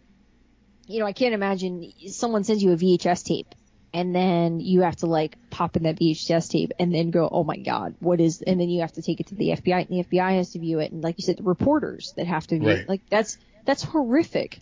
Yeah. I mean, shout out and respect to Jim DeRogatis, from the, Chicago Tribune, or Sun-Times, I believe he was with at the time. I mean, he's been on this case for basically his entire career. Really? He was the one that got that. Hey, bud. Sorry, I just need to say hi to him. He was the one that got that VHS tape in the mail and just dedicated a good chunk of his career to making sure people knew what type of monster R. Kelly is. Wait, so that okay, so I must have misread something. So the tape was not sent to Michael Avenatti? No, this is the most recent tape. This is the new tape. I'm talking about the one all the way back in like the 90s. Oh. When we first started finding out about what type of asshole he was. What if, the arrogance of this guy to tape, in addition to doing what he's doing to tape it. Right. Yeah. What a psycho. Like, and a true psycho. If we're understanding what he does, he has these tapes and he takes them with him everywhere so they can't fall into the wrong hands or whatever. But this is not a fun VHS game. No. I'm glad that we're making progress on the R. Kelly thing. That man needs to be. He's going to be in jail within, I'm going to say 3 years. Yeah. Like it really pissed me off when I saw that he was scheduling tour dates and we put the kibosh on that right away. Like he wasn't touring in America, mind you. He was going like overseas. Yeah. Thinking that he could escape that stank, but no. He is. And maybe never come back. Like, you never know. Right. Like him leaving the country. He's a flight risk. I mean, everything going on. It's a matter of time. Yeah. He could pull, what was the guy? Polanski. Yeah. And just bail. Yeah. Like, you know, man. Yeah, but hopefully that I hate that a tape like that exists. I hate that this happened to this girl. I hate that it's happened to all of these young women who have been victims. But I hope that the silver lining of the only possible thing good that comes out of this horrific tape being made, if it does indeed exist, is that it can bring some justice to these actions and the hurt that he has caused so many individuals and families. Yeah, for sure. And that's what I'm all about. I'm about justice. So like a couple 100%. Episodes ago, we said justice for Jesse. I still say justice for Jesse. You know, I understand that things are different now. And if that justice means that he gets punished for his crimes, then so be it. Same thing with R. Kelly. Yeah. He needs to be punished for what he's done. You know, I mean, this is the world we live in. So. Yeah. Okay, something happier. Let's talk about the graphic novel challenge. The graphic novel challenge. So, what did you read last week, Lex? I read, it was, oh man, Matt, I forgot the name of it. Well, while you remember that, let me remind people of what exactly the graphic novel challenge is. So, Lex and I decided to, every single week, take a graphic novel and dedicate ourselves to actually read comics and enjoy them like we used to do back in the salad days of, you know, having free time and not have 50 podcasts and projects going on. By the way, Chicago I only Nerd have Fest. One podcast. For now, spoilers. I mean, if you guys support us, maybe. Yes. So, the graphic novel challenge, where we're talking about how great it is to enjoy comics. I was talking to my friend and illustrator, Chris Martinez, about how great it is to enjoy comics and just remind ourselves what's great about them. And so we decided to read one graphic novel a week. So, last week, I chose Doom Patrol from Vertigo, written by Grant Morrison. What'd you think of it? I enjoyed it immensely. I thought it was some great storytelling. Like, I really dug Neil Gaiman's Sandman, you know, Starman. I've never read that. Of course. I kind of want to dig into that and try it out. It's hefty. These omnibi? Yeah. Omnibi. The omnibi are pretty gigantic, but I mean, they lovingly restored the coloring and everything like that. It's a good book. Doom Patrol. I like that I said omnibi, by the way, with like confidence, like I know. Yeah. I don't fucking know. I don't bought know. it. I totally bought it. So I'm faking my way through life. What's great about Doom Patrol is it's also the inspiration for the new series that's starting to air on DC Unlimited or DC Universe, whatever their online streaming is. I can't wait to never watch it because I'm not subscribing. The key is that either you make a friend that has a login, or you just wait until they've got tons of stuff on there you want to see, and then just like subscribe for a month. I think that's what's going to end up happening. It's going to be plenty of shows, and then I'm going to be like, all right, cool, I'm in.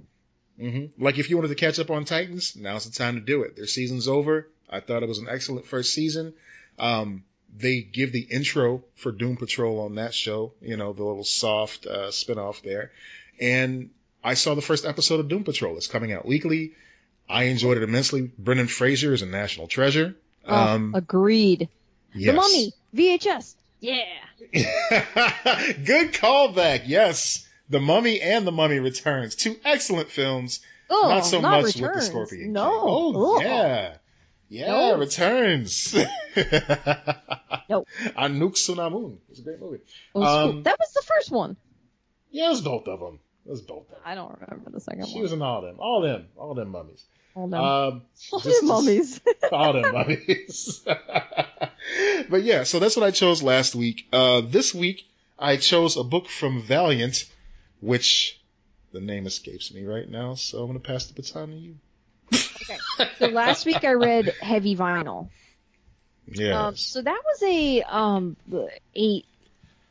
so it was I want to say one shot. That's not what I mean. A limited volume, like it was volume 1, and there's only one volume out. I think it was last year was when it came out, maybe 2017.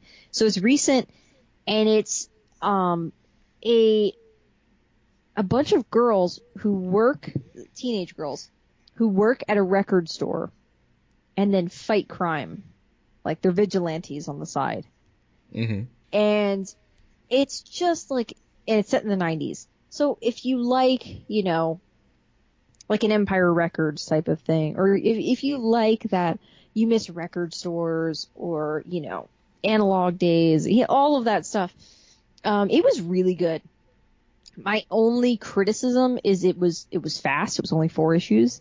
Mm-hmm. And then there's nothing else. And they tease that there will be more, but I'm just like, it felt too short. I wanted more. I wanted to dig into the characters a little bit more. I wish there was more going on, more character development. Like, I just wanted more, which is a good thing. That is a good thing. And in the future, if they come out with more volumes of it, cool. Oh my goodness. I just realized something. I'm having deja vu. I've already talked about Doom Patrol. I didn't read that last week. I read Domino from Marvel. Oh my goodness. Yes. I love that I was just like, yeah, sure, whatever. Cool. How was it? I remember us talking about Doom Patrol though. Like I remember us talking about Brendan, having an extensive conversation on Brendan Fraser. Yes. But beyond that, totally Goldfish did. Brain, you can't trust me to fix this. I mean, we totally had a Finding Dory moment right now. Domino's also good. I don't want to disrespect Gail Simone at all because she's also a national treasure, and she is super funny on Twitter. If you don't follow Gail Simone, let me tell you, you need to follow Gail Simone on Twitter. She talks about everything. She talks about Transformers. She talks about comic books. I mean, obviously she talks about comic books because she writes them. She's wonderful, wonderful person. She wrote the Domino spinoff for Marvel Comics, the first volume called Killer Instinct.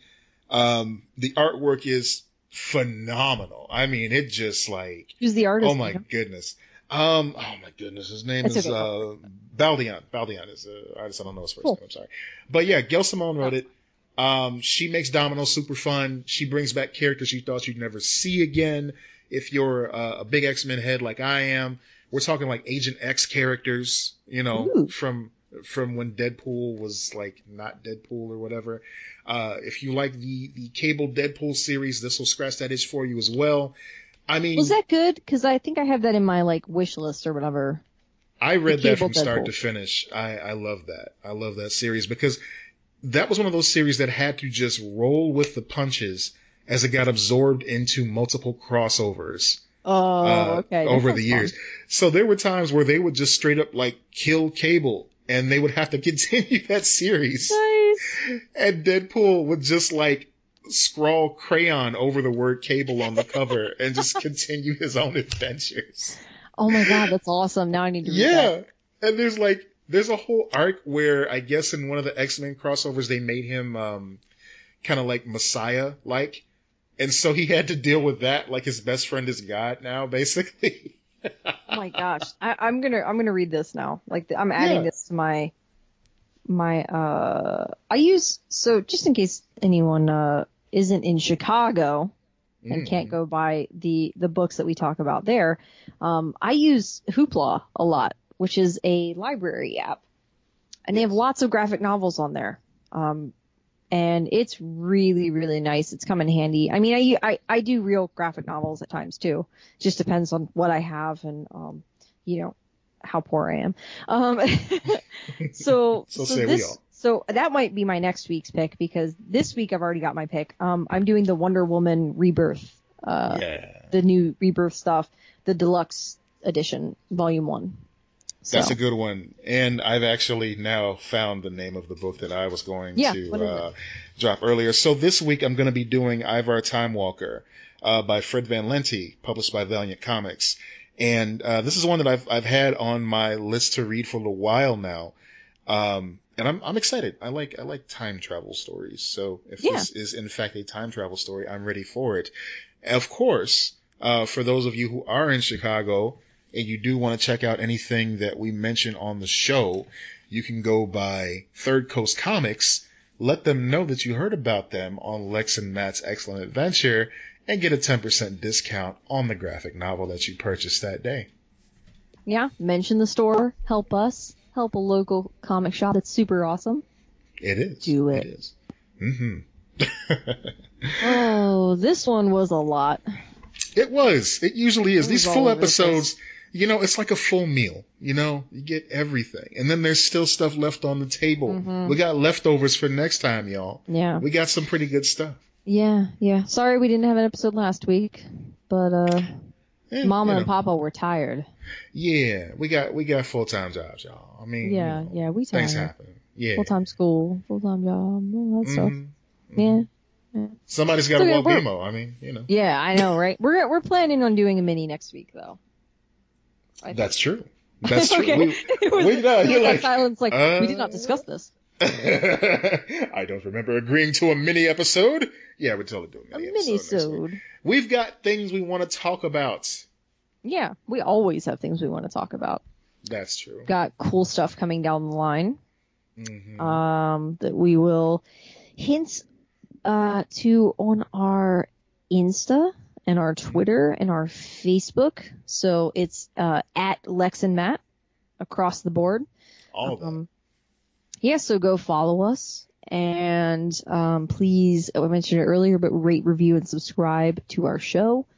That makes a huge difference. That's how we show up in, rankings and everything like that, is through ratings and subscriptions and all that. So that's right. Please. And we need that podcast money because Daddy needs new knees. So yeah. Yeah.